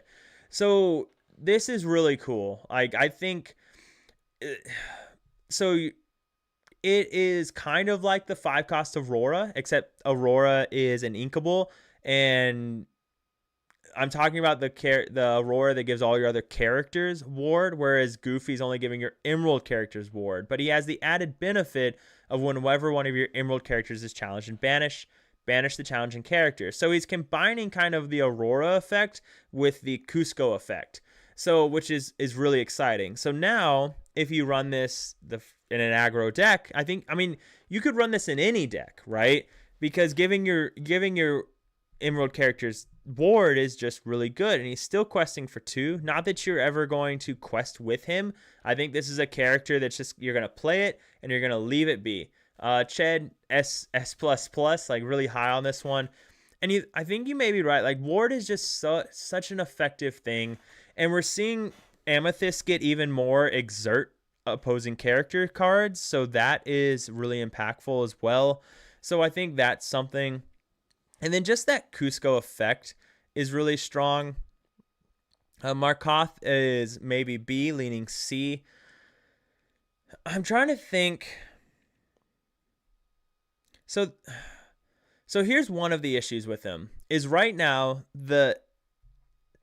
right at the beginning of the set, we're guaranteed to see Gargoyles, and we're guaranteed to see the new Prince Philip board wipe. And this doesn't protect your characters from the board wipe. This doesn't protect your characters from Under the Sea. So it doesn't protect your stuff from that stuff. It does protect you from moving damage. It does protect you from Elsa, things like that, and Hades, which is really good. But again, it is uninkable. And if we're looking at aggro decks, we're already running Scrooge McDuck. We're already running Curse Merfolk. We're already running Steel Chromicon and Doc and things like that.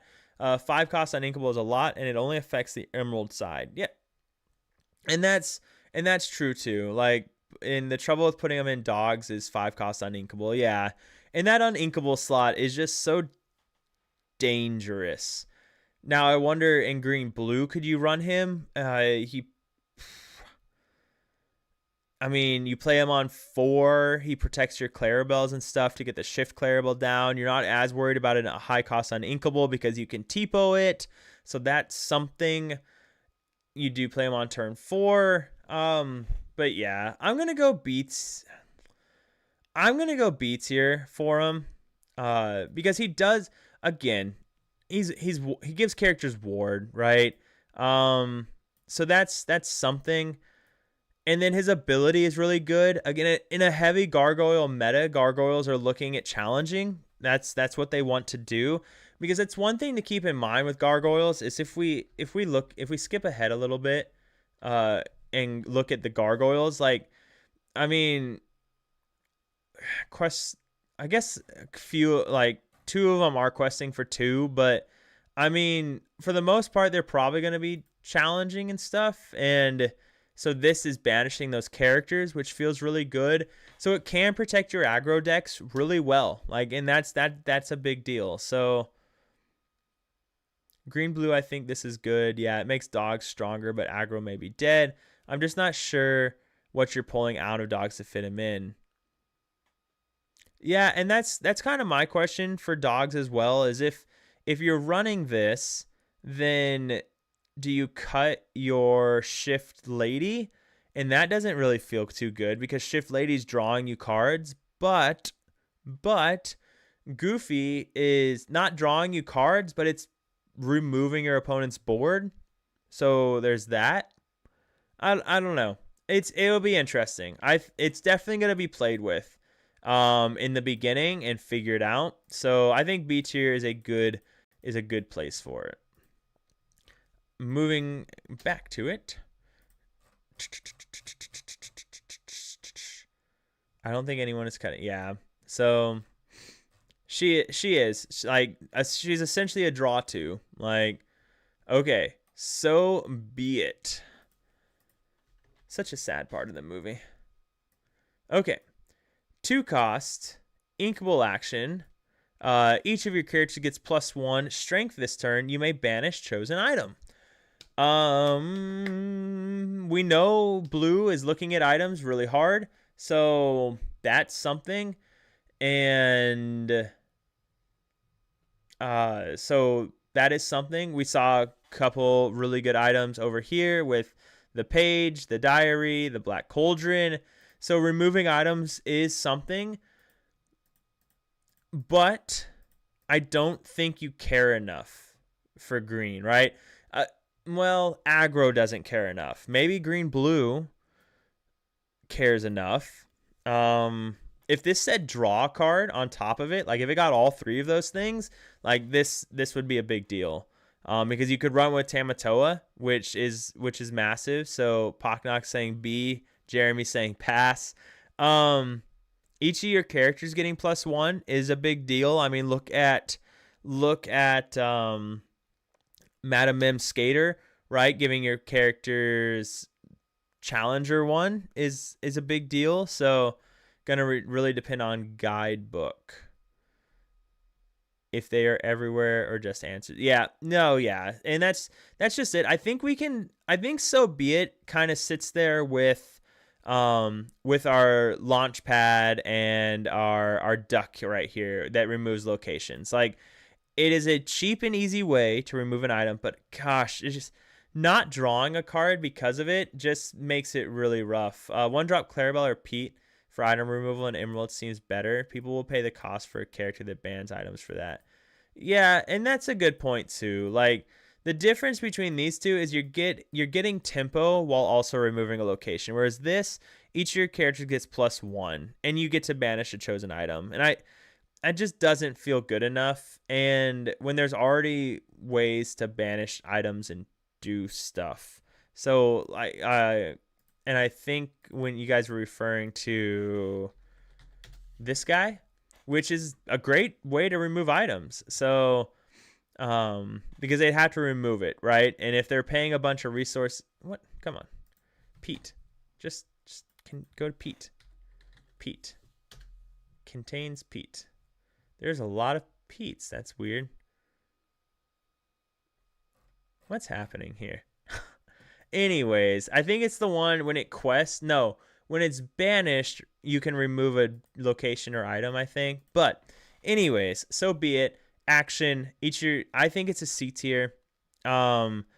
If items becomes absolutely massive, maybe it becomes a thing. You could run it with, the pirates, right? That can bring back an action, I think, when one of your pirates quests or something like that.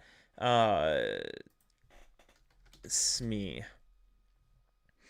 What does it do exactly? It 3-cost uninkable card, and it does something with actions. And I'm pretty sure it's when a pirate quests, you get to bring back an action. Okay. Yeah, Mr. Smee. Whenever you play an action that isn't a song, you may... Oh, never mind. I could have sworn one of them lets you do something with bringing back actions, but I've been wrong before. So, anyways, I think C tier fits really well for So Be It. Trust in Me. I remember this one. So people were this one was kind of hot topic for all of 30 seconds, it felt like. 6-cost uninkable. It is a song. Choose one. Each opposing character gets -1 lore until the start of their next turn. So really helpful in stopping aggro players. And then each opponent, choose one. Or each opponent chooses and discards 2 cards. So Dad Blast, right? The You Have Forgotten Me, where your opponent discards 2 cards. So could you imagine if Baloo was 6-cost and could just sing this, right? Like you shift on 3 or even shift on 4 if Baloo is a shift 4 and you get to sing this. So Naveen does sing it. That's a really good point. So this would be a huge piece of a discard deck. I mean, it's the heart of my discard deck. Yeah, like making your opponent discard 2 cards. I mean, we look at Dad Blast, right? And Dad Blast was huge in green yellow, and then Habibi was running it for a little bit in Steel Song as well. And then we even saw, oh my goodness gracious, we even saw, I can't remember his name right now, but he ran it with a lot of success at a really big tournament with Dad Blast in his version of Amber Steel. So making your opponent discard 2 cards on turn 4, turn 5, turn 6, whenever that may be, it's a big deal, like a really big deal, because we can also run this in green blue. You ramp to that 6-cost character, and then you can sing this on turn 5, right? Or I guess, yeah, turn 6.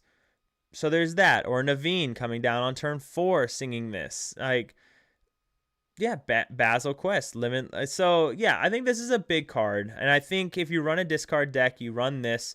I think Dad Blast was inkable though, so there is that. I mean, it is a big cost uninkable card. So there is that. But again, it is a strong discard card. Like there's no Dreamborn is just awful right now. Each opponent chooses and discards 2 cards. So and just so you get, this is the card I'm talking about. You Have Forgotten Me. So oh man. If you run a discard deck, you have to run a couple of these. Now, one of the issues with discard this set though is you don't have Prince John. Like, and Prince John is what made discard like as impactful as it was, because it gave you that capability to just come back in major ways. So we still need something to work with discard, right? For it to be super impactful because that's what green yellow did. Is it set up that Prince Johns, it set up the muses and things like that, so it could control the board until it could get the draw package going, or just set up enough characters as it goes along to then eventually quest down to 20, because you're bouncing all of your opponent's characters while they're not playing any characters. So there's that as well. So how about green, red, Maui, Shark, and Max Goof Powerline? Like that's true too. Powerline could work really well with this. I'm gonna go B tier with it, and again, only because it is uninkable, so that's difficult, and also because we just don't have the payoff for discard cards yet. And the payoff be like in the sense that you're also gaining something from making your opponent discard. Like, because just making your opponent discard isn't enough on its own. Like, there still needs to be something to come from it. Before, it was enough on its own because you were drawing cards. So your opponent was discarding and you were drawing, and that was enough. But now that you don't have that anymore, so there's got to be some kind of reward other than your opponent is just down 2 cards. If I'm an aggro player and I'm already like, by the time you're able to play this, I most likely don't have anything left anyways. Like, so there's that, so I don't know. Interesting card. Definitely going to see play in the beginning for sure as people try and go straight back to their discard decks. So, all right, we've got 4 more green cards, and then we will get to the rest of everything tomorrow. But we've got Chomp in action. Deal 2 damage to chosen damage character. Pretty simple. This is an inkable. No, it is not Fire the Cannons because it is damaged character. Huh. Is this D tier? Gotta find the engine for sure. Maybe they'll give us one still. Exactly. Like, maybe they will give discard something a little bit more. But see, like, Baloo being a discard is a little bit different because you get a body with it. So now, if you've seen Prince Naveen to play this on turn 4, that's a pretty good turn. But yeah, I think Chomp, unless I'm missing something, is D tier. Like, dealing 2 damage to a damaged character just doesn't feel great. I mean, like, that just doesn't feel great to me. 2 damage just isn't it. I'm not even going C tier. I'm going D tier with this one. It's just not gonna quite do it for me. Okay, next up, we have Malicious, Mean, and Scary, and this card is the talk of the town because of Shift Prince Philip. And what I'm talking about is this is a 3-cost inkable. Put 1 damage counter on each opposing character. And what the Shift Prince Philip line does is you play on turn 3 a 3/2 with Ward. And then on turn 5 or 6, let's see. I forget which turn he shifts. I think it is shift 5. If Dreamborn would load. Come on, Dreamborn. Okay, let's see. It is shift 6. So essentially it's this card. You play the 3-cost 3/2 Ward, Prince Philip, and then you shift 6 this. So what happens is on your turn 6, you sing Malicious, Mean, and Scary with Prince Philip, and you put 1 damage on everything. And it is legitimately everything because it ignores Ward and it ignores Resist because it's a damage counter. So you're ignoring those 2 things by doing that. And then Prince Philip comes down and you're playing a 6/6/3 evasive. And when you play this character, banish all opposing damage characters. So if you can survive, if you're able to survive and find all the 3 pieces, you clear your entire opponent's board and you just win. Like, that's it. You don't claw your way back. You just win the game at that point. Like, unless your opponent was able to get high enough in lore and you did nothing else, you just win the game. Like that's it. Because now you have a 6/6/3 evasive. So you're just going to start questing for 3 every turn, or challenging things, or singing more things, whatever you need to do. So it's a wild board clear that cannot be ignored by anything. Like, there's no way to stop this board clear once it's in. Like, there's things you can do, like you can play Ursula to steal Malicious, Mean, and Scary. You can play Ludwig von Drake. You can play Pete to stop it. But other than playing other cards to prevent the combo, you can't do anything. So it is a wild board clear. It does cost 3 cards, right? Like, you do need to find 3 things. So that can be difficult, because do you want to run 4 Prince, like 9 cost Prince Phillips in your deck? I don't know if you want to do that. So purple 1 cost action that makes you tap your own unit. So there's things, right? Like, but yes, it is a nasty board clear, but it is not the easiest board clear in the world. You can still go under it, because they still can't do it till turn 6. Now, you'd most likely see it in green blue. I could see green blue cutting the Under the Sea package, or at least cutting a lot of the Under the Sea package to run it, because a lot of green blue players are already running at least 1 or 2 Prince Phillips. So now you just do that. And then also having a 3/2 ward is just not a bad thing for your deck either. Questing for 2 is great. A 3 cost that sings a song is great. So there's a lot of options there.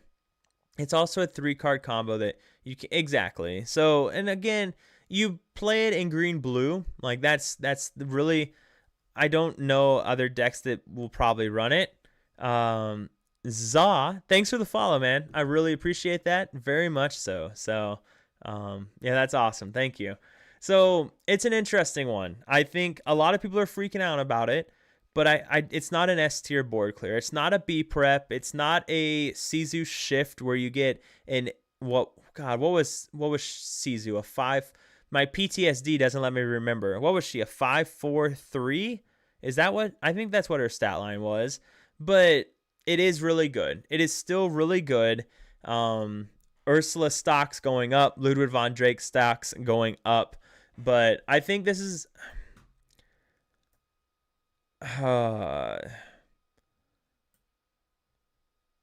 it's not S tier like some people are freaking out about. And I think you have to say it's at least A tier. Like, I do. Like, it's not easy by any stretch of the imagination, but look how much trouble green blue has caused with Under the Sea and Heads Held High, when this Malicious, Mean, and Scary is arguably easier to get off. Like, and I say arguably because when you're going the route of the Under the Sea Heads Held High package, you're still playing characters that you would have played anyways. So it's not the same, but you get a 6/6/3 body out of it.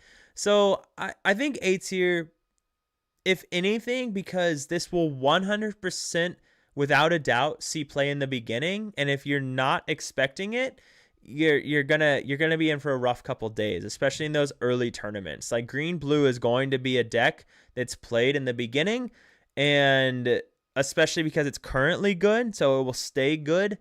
So it will see play without a doubt. And so this combo will see play without a doubt, because it's looking like green blue is going to be the control deck next set. And so those red blue players are going to navigate towards it. The green blue players are going to navigate towards it. Things like that. And let's be honest, blue has the easiest altar in the game. I don't have ramp. I altar 7. So as long as it has an easy altar, that will also pull people to it to want to play it. So we're looking for a deck that uses this well. It's going to be Ward Phillip, Shift Phillip, and a ton of other green cards that benefit from injured enemies. I mean, yeah, I don't know, maybe you do it in red-green as well, and maybe Robin Hood package finally sees some play. Probably not, but the damaged red-green deck saw a little bit of action this set. So maybe this helps it to see even more action. Possibly. Possibly. Green can also draw with Scrooge. Very true. So yeah, we'll see. We'll see if it's enough, but it's definitely. Oh, we can give it stars. What happens if I give it a star? Anyways, okay. Moving on. We have the inscrutable map. All right. So if we go to inscrutable map and we have a 3-cost item and exert item and pay 1. Chosen opposing character gets -1 lore until the start of your next turn. This is really cool. Like, this is really neat because it's kind of like a really, really bad Ratigan's Mousetrap. And Ratigan's Mousetrap, and I think that's the name of it, is... I'm pretty sure that's the name of it. Let's see. Why is Dreamborn so slow tonight? Everybody's theory crafting. That's why it's so slow. It always gets so slow when all the reveals and everything happen. Yeah, Ratigan's Marvelous Trap. So Ratigan's Marvelous Trap, banish this item, each opponent loses 2 lore. And I say bad because what you did with this is you banished this in the green-blue items list. You banished Ratigan's Marvelous Trap, and then you brought it back, hopefully 2 of them, and brought it back with Tamatoa. And then so you could essentially get into this never-ending thing where you're bouncing these Ratigan's Marvelous Traps and bouncing your Tamatoas, and your opponent is never able to get to 20 lore because you're making them lose all of their lore. Inscrutable Map is, instead of making them lose lore, you're making their opponents not gain lore. So that's kind of cool. Like, and it is inkable, so there is that. So it's a very interesting card, to say the least. Maybe green-blue can run this, but again, green-blue doesn't typically struggle super hard against aggro, so that is something. But when the only deck that normally has reach is or purple steel, maybe you run Inscrutable Map, because then who's able to stop you, kind of thing. Like, maybe you can just prevent your opponent from ever questing. Not really, because how much ink is it going to cost to do that? But if you can slow them down just enough. This is an interesting one. It's definitely not S or A. Like, I wouldn't put it up there. But the control player in me thinks it could be really nutty with the right kind of things. And you're right, it does not stop Cobras, so that is very true. So purple, it still isn't going to help your, like, this card is not going to help your purple steel match. And the problem with it is you're only using its ability if you have extra ink. So you're not playing characters. And by not playing characters, it gets a little bit harder to use. So I think C tier is appropriate. If it was cheaper, it could be higher, right? Yeah, like Jeremy said, if it was a 2-cost, I think it would be much more playable. But being a 3-cost, you're trying to play your 3-cost Clarabelle or other things on that turn. If you ramped, you could play Donald Duck or some other characters now. So yeah, I think C tier is appropriate. I'm sure somebody's going to show us something wild. Maybe Squirtle's going to come out with some blue-green item list again and show us how we're all wrong. But we'll see. I think C tier works. All right, we have our last green card. There's that nutty Diablo. Speaking of nutty cards. Our last green card. All right. So we have the Enigmatic Inkcaster, a 2-cost uninkable item. If you've played 2 or more cards this turn, gain 1 lore. So this is an interesting one. Again, it's reach. And reach is something that we don't have a lot of. Like, I've been playing a lot of the green-purple Brainiac deck. Jeremy, hey man, this has been a blast. Love brainstorming. Hopefully see you tomorrow. Keep up the great work. I'll review what I missed tomorrow. Well, you're in luck, Jeremy, because this is the last card that we're reviewing tonight. Then I'm also going to bed. So you won't have to catch up on much. But yeah, we're going to have to play some games for sure, man. Like without a doubt. I want to play a lot more games with everybody in the Discord. So for sure, we'll catch up on some games. But thanks for chilling with me, man. It's been a lot of fun. So, but Enigmatic Game Inkcaster, like I was saying, I've been playing a lot of the green purple Brainiac deck from Lorcana Justice.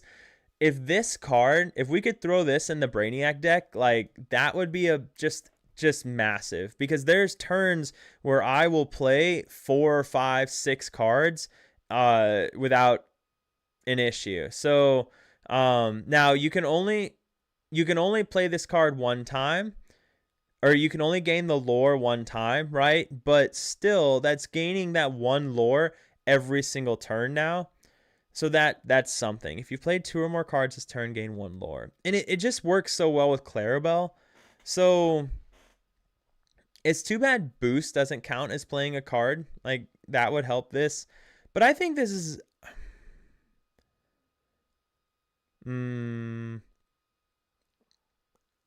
Is B tier too high for it, is the question.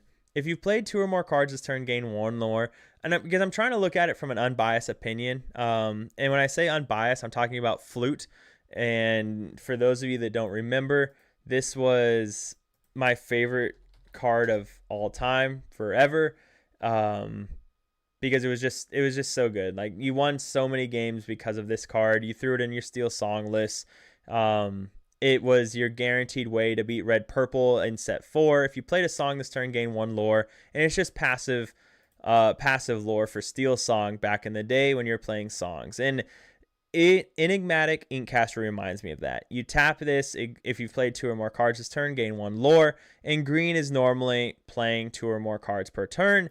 So I'm going to put it in B tier because it reminds me of Flute, and I'm biased. And that's okay. Deal with it. So with that being said, this is our first tier list. We'll put a little date here so we can come back, and when we do this next time, maybe tomorrow or whatnot. I need to get on like a schedule. I know that's a big thing for streamers, and we'll get there. But I'm on vacation for the next week and a half, so we'll figure it out. But we've got 1, 2, 3, 4, 5, 6, 7, 8, 9, 10, 11, 12, 13, 14, 15, 16, 17, 18, 19, 20, 21, 22 cards in green already revealed. So yeah. S tier cards, again, we've got Black Cauldron and Simba. And then in purple, we've got the Iago, the Demona, and then the Can't Hold It Back Anymore in purple. And then here we've got our Ducks, the shift package, going in for S tier for this one. So yeah, it seems like everybody had a lot of fun. So this is the end of the stream for me. But I'm glad everyone had fun. I've never done something like this before. So like I was saying, normally I do these kinds of videos as like YouTube videos. I go through like 10 cards and do a whole thing. But this was fun getting to do it with people. So yeah, I enjoyed it. I hope you guys did too. Thanks for sticking around, for everybody that did stick around. And yeah, hopefully my first long stream since coming back was okay and all of that. So, but yeah, ladies and gentlemen, I don't have much else for this one. Again, I'm just gonna put it out there. I'm gonna start streaming quite a bit more now that I'm back from my deployment and all of that. And now that I'm gonna start playing more and hopefully going to more events. So yeah, stick around, drop a follow, subscribe, Prime subscribe, right? Or follow me on YouTube. I know that's where a lot of people know me from, but I appreciate it. Thanks for chatting, everybody. And with that being said, remember, above all else, everything, stay happy and healthy. All right. That's what matters more than anything else. And I will see you all around.